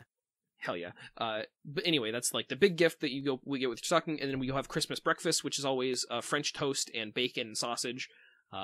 And then we go and we sit around like on the couches and the chairs and things, and we open presents like one at a time. So it's like, and again, it's like takes 2 hours, but right. You know, that's nice. You know, everybody gets like individual attention as to like what they got, and like where everybody it came from. Everybody gets a hearty thanks, and you know, it's very nice. Yeah, that's so sweet. Yeah, and I understand that a lot of viewers might be thinking that sounds crazy and miserable, and I wouldn't want to do that. I will say, my family is a very close family, and we all love each other. We're aware of each other's flaws, and so we enjoy spending time with each other. And, for sure. Yeah, I mean, like that sounds like a brag, but like, you know, I want to establish, because we have a big like, that's something to be proud of. That's something to be happy about. Like, yeah, absolutely. Wear that shit on your sleeve. You know, not like I don't think it's inherently. I think the reason. Off-putting to like, you know, just be proud of that. Like I guess the reason I want to give context is because I know we have a big LGBT like following, and probably the listener base is probably you know, very, you know, you're probably gay or trans if you're listening, frankly, and if you're not, it's, hey, you can stick around, it's all good, brother. Anyway, and so, and I understand that, like, you know, typically you know, people, they might not have a great relationship with their family, and so I feel like it's important for me to. It sounds like I'm bragging. Anyway, you get it. No, and Chase, I think you're fine. I mean, even just me personally, I don't have the most turbulent relationship with my family, but like, you know, I've had seasons here and there. Sure. And I'm like, I honestly am mostly just happy to know that like you have such a good situation, and like that is something you should genuinely be proud of. And yeah, don't you know, there's a difference between flaunting it and just like appreciating it, you know, like My parents, my mom specifically, so I live alone in Kyoto in a very, very little tiny apartment, and my mom sent me a care package, and it had like some sugar cookies, Reese's Pieces, and some like Lindor chocolates. But the main event was she sent me a tiny little like Charlie Brown Christmas tree, like a tiny one. With like some tinsel and some tiny ornaments and some, and it's like this wasn't all in one package. It's like obviously she went around shopping for like different like baubles and shit and like a little star. Right. And I have it. It's sitting proudly atop my microwave right now. That's cute. Yeah, and it feels really nice because this is the third Christmas in a row that I'm spending alone. Yeah. And I haven't had a Christmas tree in so many years, and I'm really, really happy to have one. And I'm glad that my parents were thinking about that. But I digress. We need to get back to the final scene of the movie. No, it's so sweet though. I love this. I love talking about this shit. It's really nice. This single-handedly is like, oh, we got to do Christmas episodes every year though, because this is so nice. Oh yeah, no, I love this. Anyway, so final, it's Christmas morning, final scene, and all the kids are opening their presents, and Nick has a present behind the tree, and it is from Mr. Cusack's Muzak shop, and it's a signed like Rolling Stones guitar. It's the one that he talked about in like a couple scenes ago, where it's like, oh, the one he's wanted since he was a kid. Yeah, and he's like, you know what? I love this. I shouldn't play it because I have to pawn this off because it's like he's showing his growth. Yeah, and he's he's like, okay, well, I'm gonna sell this so I can pay off the loans, and everyone's like, okay, well, awesome, you're not gonna sell it immediately, you can play it. Yeah, you're not like you're gonna stick around for, just play it, dude. Like yeah, just play one it's thing. fine. And he starts up and he sucks, and then the credits roll. Penny, that's not what happened. I pulled the wool over your eyes. That's not what happened. You pulled the rug out from under me and put the wool over my eyes. It was a wool He does rug. suck. It does seem like he sucks at first, though. They do but then he switch. And then he does like a funny like a really unimpressive guitar solo. Yeah, a very like lukewarm, sort of like, okay, cool, like, yeah, I get it. Anyone who's played guitar for like 6 months can probably do this. Since you're a pedestrian, I guess it's cool. If you were like on stage, it would be mediocre, but and that's just, it's like the how fitting that a movie from 2001 ends with a guitar solo. I know. Yeah. And then Danny's like, yeah, it was the day of Christmas and everything was cool. And fucking not excited to go back to school or whatever. And then it's like the end of the movie. And that's Twas the Night. And then the post credits happen, and he gets back into his office. He starts packing away his 90 Nice list. He says, "Okay, time to start recording for next year's Christmas." And then he looks over in the shadowy corner. Out steps Nick Fury, and he says, "You kind of suck, dude." And then he kills him, and they put a new Santa there. Avengers 3. There's already been one of those. They can stop making Marvel movies. I don't think we need any more. I think we're good. We don't need any more. I want so many forever. But that's another topic entirely. You fucking shill. I am. What Speaking of shilling, let's go to the commercial break. Woohoo! We don't have something to show. That's okay. Yeah.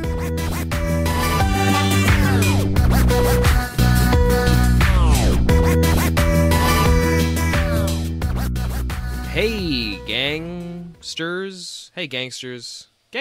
Yeah, let's go with gangsters. Hi, everybody. Welcome to the mid-roll, or should I say the end roll, because we're basically at the end now. I really want to quickly give out some credits where it's due. First of all, I want to say if you want to follow the show, Mount Molehill, you can find us at Mount Molecast, MTMOLECAST, on Twitter, and you can also use the hashtag Mount Molecast, all the same spelling, if you want to share art or opinions, or you just want to tell somebody about the show. We'd really appreciate that here at the factory, the Mount Molehill factory, where we pump out the episodes. Additionally, if you would like to follow myself or Penny, you can follow me at clown_depot, DEPOT, and you can follow Penny at SnapCube, SNAPSCUBE, on Twitch, or in Twitter, I mean. You can also find both of us at Twitch and Twitter at same spellings. I also want to give a big hearty thank you to Graham Cartna for the use of his songs An Obsession with Kit, which is the intro and outro, as well as Subtext, which is the midtro. You can find his more of his work at grahamcartna.bandcamp.com. And finally, I want to give a big old shout out to Katie Dids, KatyDiids, on Twitter for the official artwork for the show. So thank you to everybody who's made the show possible. I also want to real quick thank just everybody for listening. It's been a hot minute since episode 2. We apologize for that. Life got in the way. We already explained it, so I'm not going to talk your ear off about it. But just know, it's not for lack of wanting. We want to make this show really, really, really bad. We just have not been able to find the time. But hopefully in the future, you'll be a lot more flush. Your podcast feed will be a lot more... It'll fill over.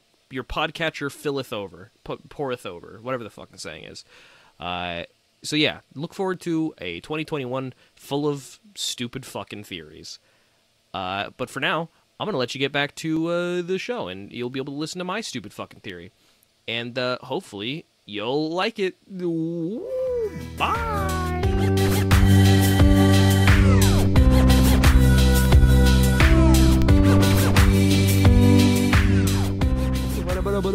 Welcome the fricking heck back.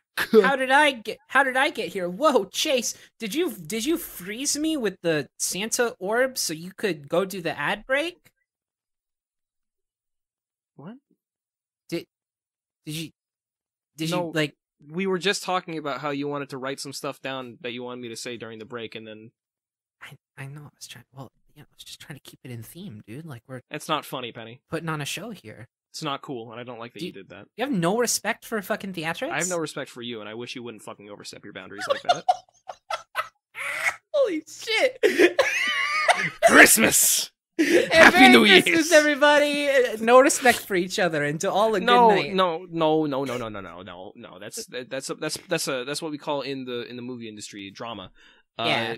But no, I love Penny very much, and now we're at everybody's maybe favorite part of the show, or maybe second favorite part of the show. I hope you like it. It's the theory part. Yay! And to reiterate, Penny does not have a theory this time around, and that's okay. Yeah. I told her that was fine. And I have a theory that I'm going to talk about. Yeah, I'm here for moral support. I'm here to...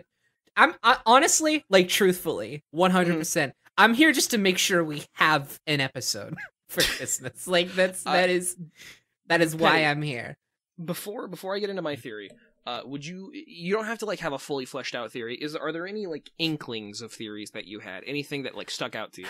When I was first watching the movie, before I actually finished it, I had the thought that like maybe this Santa was like, well, cause I had to like I wanted to I'm doing this thing where like I wanted to begin the work of justifying why the parents in this movie, who are so clearly aware of the goings-on of Christmas, don't know that Santa exists. And I was thinking, maybe this first Santa is like a faulty government experiment Santa, Really? like a fucking like initiative to maybe try and like bring forth these like classic myths into reality and like these mythological features.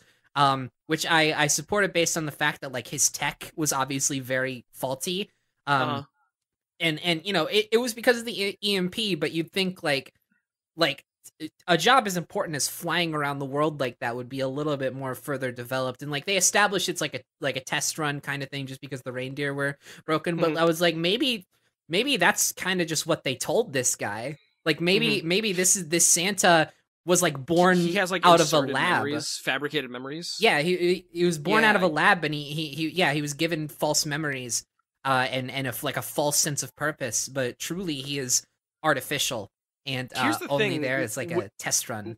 With that, we've sort of like created that in a couple of the other theories we were talking about before. We've sort of just created our own Christmas movie. Like it'll address why parents don't know about him. Maybe it would touch on the whole like why does he only go to certain houses. That would be like the main plot point. We could probably include the divorce thing or like the out of wedlock child thing, the illegitimate child that is Danny. Right. You know? We let's just write our own fucking movie at some point. Who cares? Yeah, I'd like to. That's the goal. There you go. Fair enough. Well, I think that's a perfectly good theory, and I'm sure that if I gave you enough time, you could have ran with it. But we're not. It's not on you. I'm sure if I had the time, I could have maybe done something with it. But maybe, yeah. But let's go ahead and let's dive into my theory. And actually, this is I started this theory out as an essay. Actually, and I was originally going to write an essay that I was going to read off to you, and I got as far as about a page and a half. And then I was like, well, yeah. Then I thought, well, if I did that, then there wouldn't be much space for conversation. So I'll go ahead and read you about the first page or so. Yeah, go for it. Yeah, and then after that, I'll just kind of freehand it because it's not even read to me like a Christmas story, Chase. Okay, well, it's a lot. It's kind of depressing. The fucked up thing is it doesn't even get to the theory. I stopped writing at the point where the theory starts to show its head. But here, I'll do my best. A summation of the movie Twas the Night, starring Bryan Cranston, is what some would call a simplistic task. The plot is straightforward, without much in terms of subtext, aside from the occasional nod to adult themes, such as the spiked eggnog which Uncle Nick drinks. One would assume, then, that I'd find it rather easy to bring together a cohesive and understandable theory regarding the theme or timeline which I find runs parallel to a separate concept, and then tie it back narratively, as is the crux of the show. To keep my part easily digestible and entertaining is the goal which I set out with when I first turned this movie on, hopefully in time for Christmas, when all is said and done, to maintain some sense of normalcy within the schedule. How am I doing so far? Pretty good. Hold on. Can you give me just a second? Yeah. 1 sec. Okay. Go for it. Okay. Wait. Jesus Christ. Shit. Hold on. Wait. Penny, no, that's copyrighted music. Hold on. Yeah, no, that's I'm not. Hold on. Here. Okay. All right. However, in the past few watch-throughs of the movie, I've found myself coming back to the same idea, consistent in the absolute complexity which it presents itself to me. The story is no deeper than it appears, nor does it have any sort of hidden meaning or expertly written cosmic lucidity. Looking directly into this movie's universe is like looking into an absence of content through which to escape. Although it presents such concepts as magic and advanced technology, the foundation upon which the portrayed reality operates is not dissimilar to our own. I found it somewhat frustrating as I went over the plot in my head, hoping to find some kind of incongruence, something which would suggest a greater force at work. I knew there were moral themes at play, but in the universe in which the story took place, absolutely, but the universe in which the story took place absolutely would not acknowledge it. It left me entirely flummoxed. I had a few theories, one of which was the Danny, and then I talk about the Danny illegitimate child thing. I had also considered that the movie was a representation of the prison reformation system, which permeates American society and its unjust treatment of inmates. The idea of being naughty or nice being a stand-in for the metric by which law-abiding citizens were judged certainly rang true. In truth, however, I could only bring myself to imagine a boring episode where I read over gray area court cases and criminal law books, which shook the idea from me completely. Another dud. After a handful of other ideas, none of which had much substance to them, there was nothing left to work with. The story's world gave me no leads, and I couldn't get over that idea in particular. The idea that the universe was giving me nothing.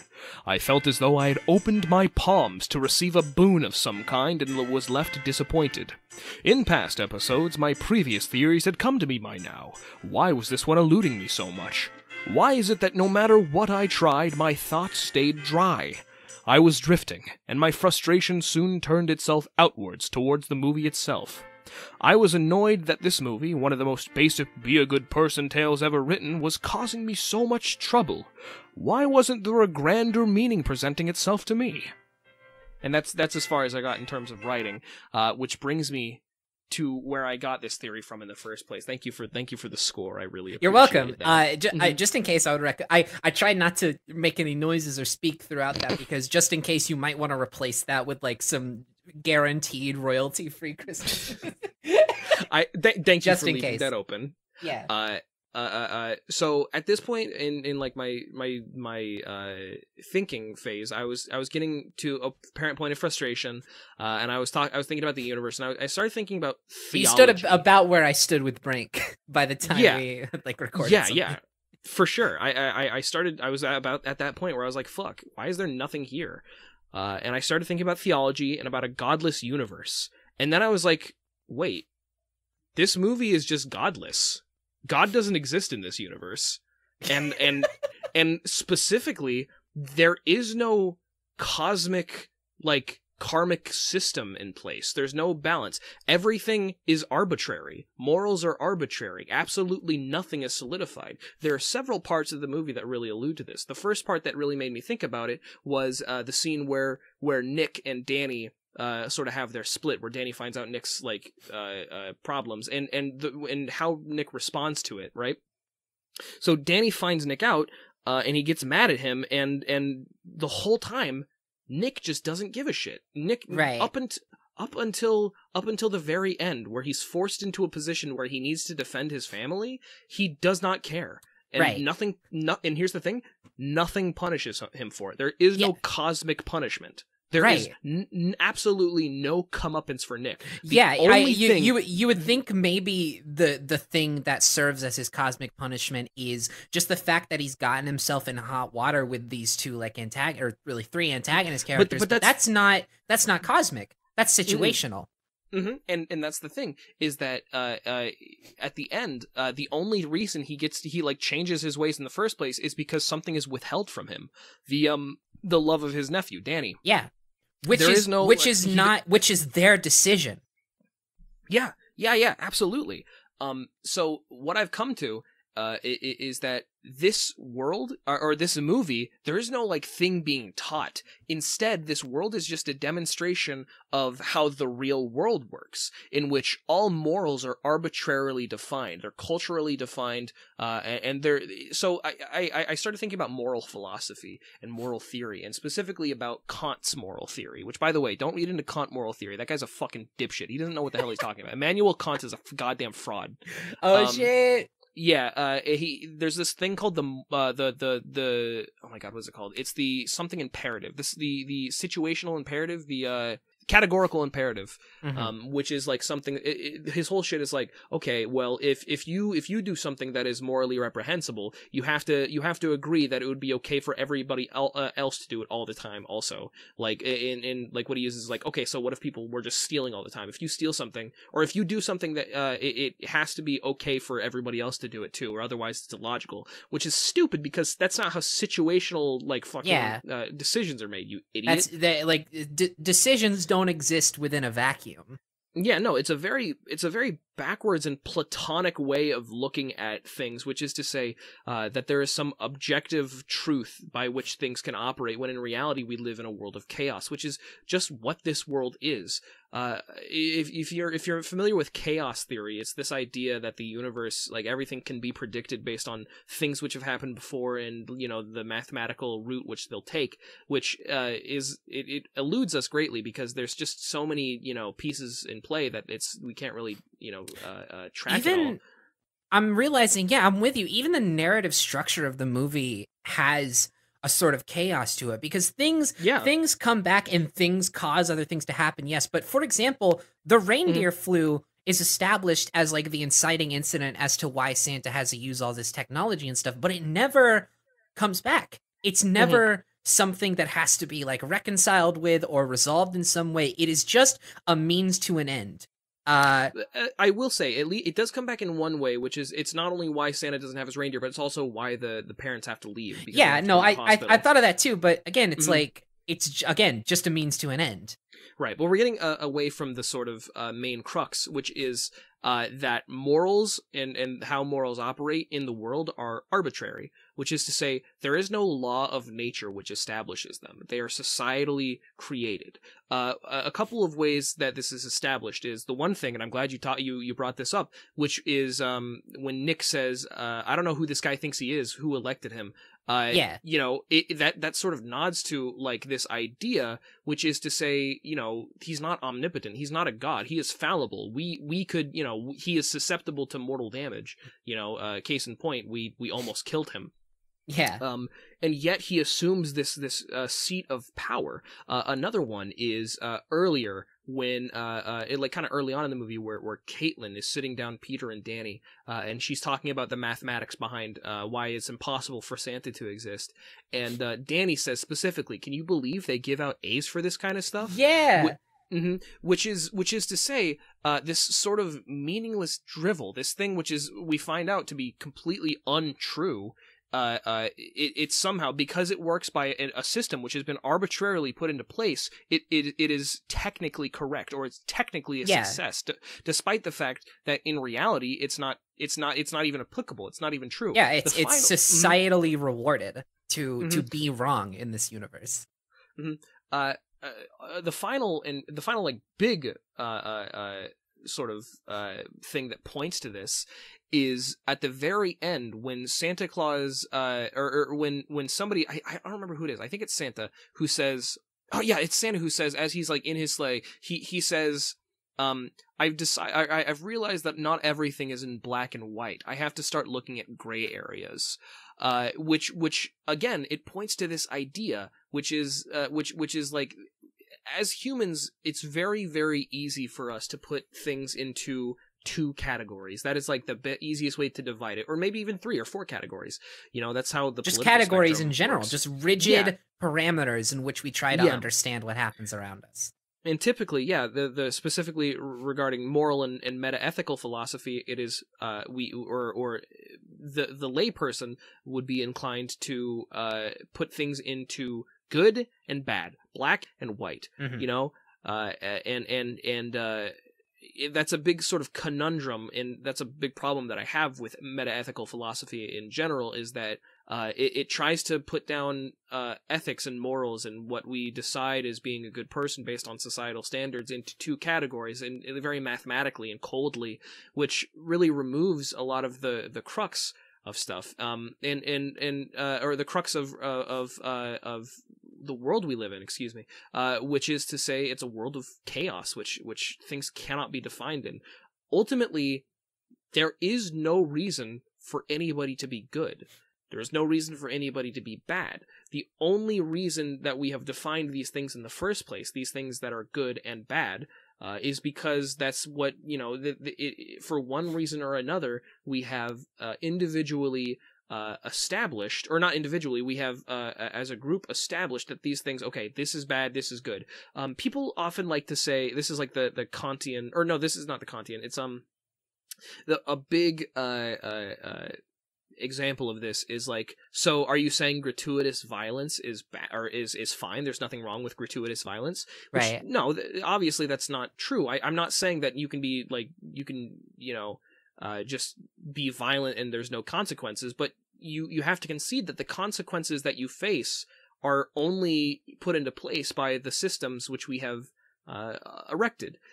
You're only, you know, the only reason we believe gratuitous violence to be bad is because we're taught from birth that it is bad, and that, you know, there's reason for it. It's important that I acknowledge that there is reason for it. It's because as a society, we are sort of wired to work in this pack mentality, and that's sort of where everything stems from, or everything, you know, in maybe like early society stems from, which is to say, you know, there are a lot of later rules that came, which, you know, they're unfair, and there's a whole bunch of reasons why that would be the case, but the basic laws of a society are dictated by survival and prosperity of its citizens or its constituents.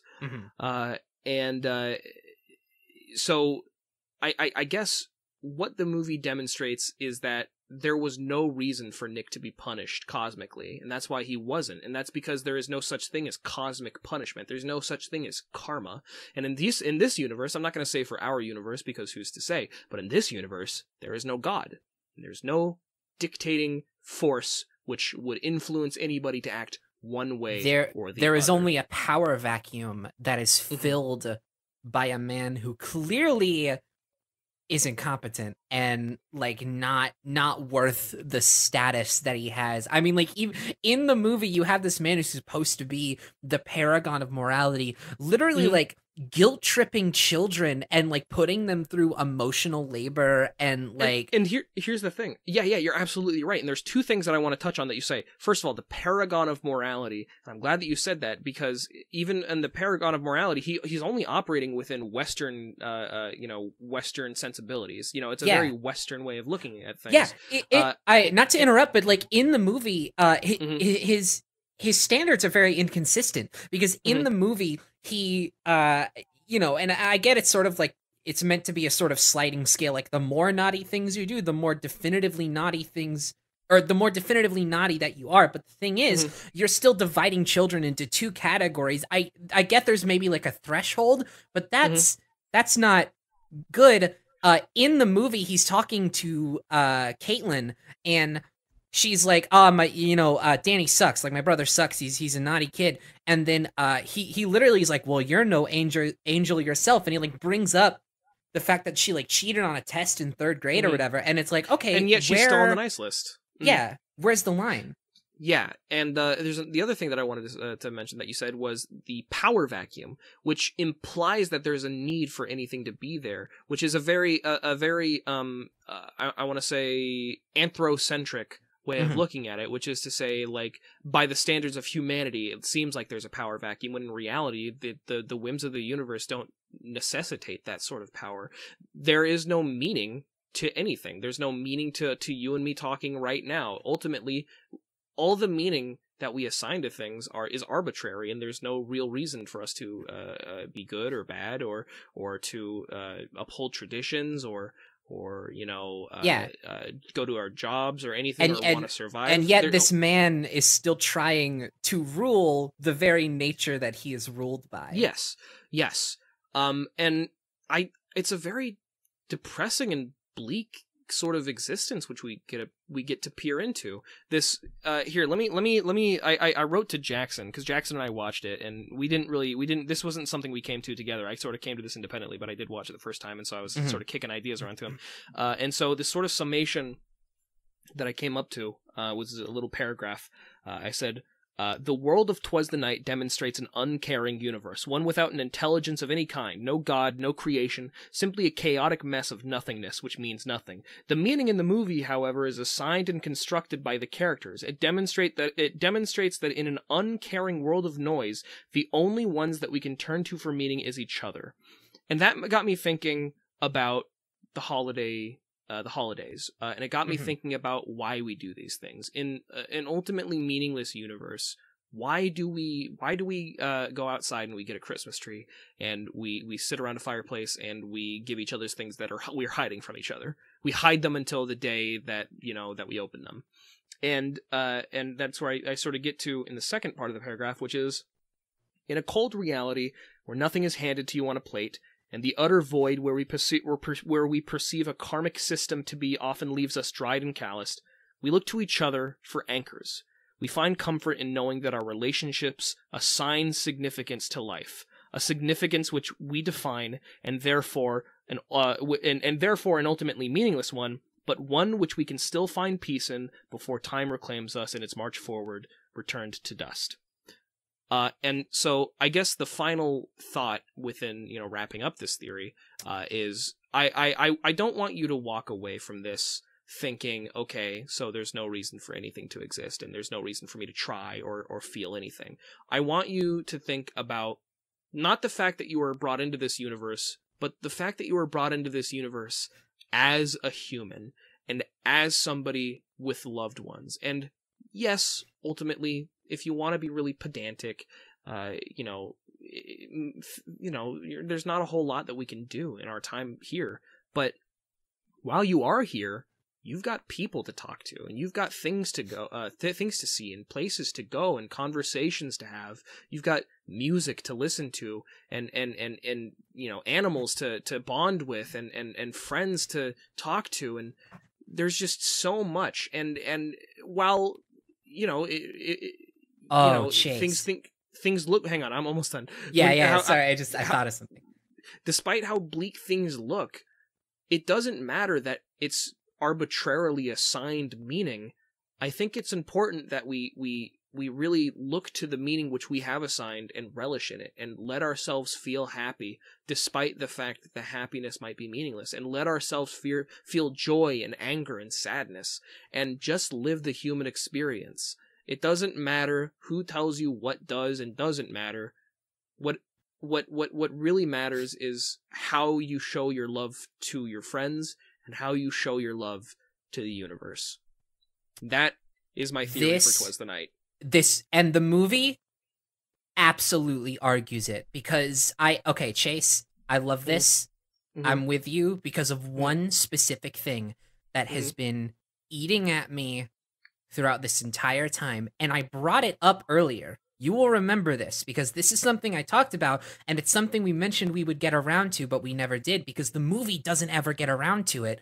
And that's because the movie does not argue that there is a cosmic reason why they would need to get around to it. It is all down to the individual, because nothing inherently means anything. In a movie like this, you would expect there to be a very clear narrative and thematic parallel, again I mention, between the two sets of brothers, Nick and John, and Danny and Peter.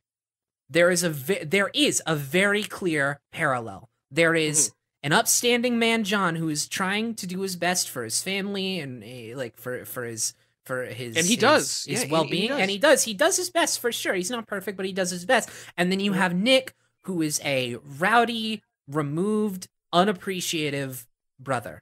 And I'm pretty sure he's an older brother too. Yeah, he is. He is their older brother. Yeah, he's an older brother. John's older brother. And then you have Peter and Nick. Peter is the sweetest little kid. He just wants to help his family. And Nick, and he loves his brother unconditionally. Sorry, not Nick, Danny. He loves his brother unconditionally. He has not grown to become jaded at his brother's distance, but his brother is distant. Danny does not appreciate him in return. He never appreciates him in return. Once throughout the movie, he takes advantage of him. He is cold. He doesn't let him in his room. The only time he lets him into his space, into his personal closeness, the only time he lets Peter have a brotherly intimacy with him is when he is there to sell him things and take advantage of his love and his ignorance and his generosity. And it's fucked up, and it never does anything with that. And that is not a lesson that Danny has to learn. They bring up the fact that he shakes down his brother as a failing, but Danny doesn't really he doesn't ever display that he has taken a lesson from this, in the sense that his lesson is that Nick kind of sucks and he shouldn't trust Nick. That's really all he learns, and there's never, at least not that I remember, there's not an example where and granted, again, the latter half of this movie is a little bit fuzzier in my mind, but there's not an example where he needs to prove that he appreciates Peter, I just think that's because the movie is arguing, why would he? That's his choice. That is, there's no reason why we need to push them into this. There is no inherent parallel between these two sets of brothers. They are individuals, and they have similar patterns, but that is not inherent. That is not something to be commented on. Why would we need to? It's just the way it is. Right. Yeah. So it all just comes back to this, sort of ideal of nothing mattering and nothing being meaningful, in law or by nature.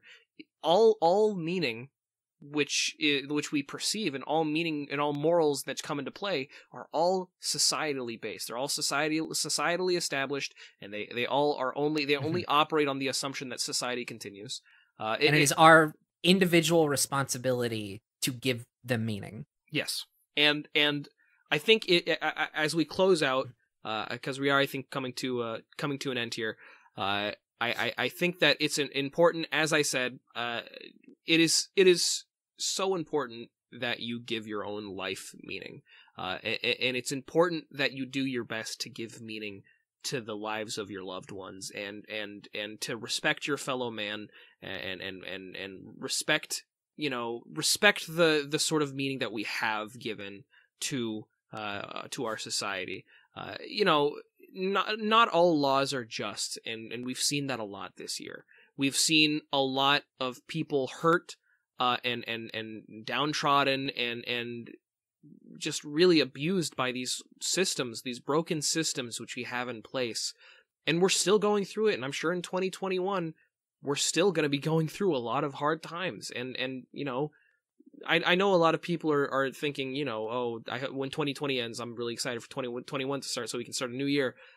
In reality, things that are bad that happen are going to keep happening in 2021, but that's not any reason to give up, and it's not any reason to sit back and think, well, there's nothing that I can do, The number on the date does not give time its meaning. It is what we do within the parameters that we set, within the measurements that we've set. It is down to action, it's down to responsibility, it's down to treatment, and it is it's up to us to make use of that time. It is not up to the time to give us what we need. I think a very good and final idea is that in life we are all truly making something out of nothing. Merry Christmas, everybody. Merry Christmas. Thank you so much for joining us, and we'll see you in 2021. Don't laugh. No, this is touching. Shut up. No, I'm just saying I'm glad the Christmas episode is the one where we have the life inherently doesn't have a meaning. Shut up. This is touching. If you hadn't have said that, it would have been great. It's touching my funny bone is what it's touching. Shut the fuck up. We're making something out of nothing. We'll see you in 2021. Bye. Fuck.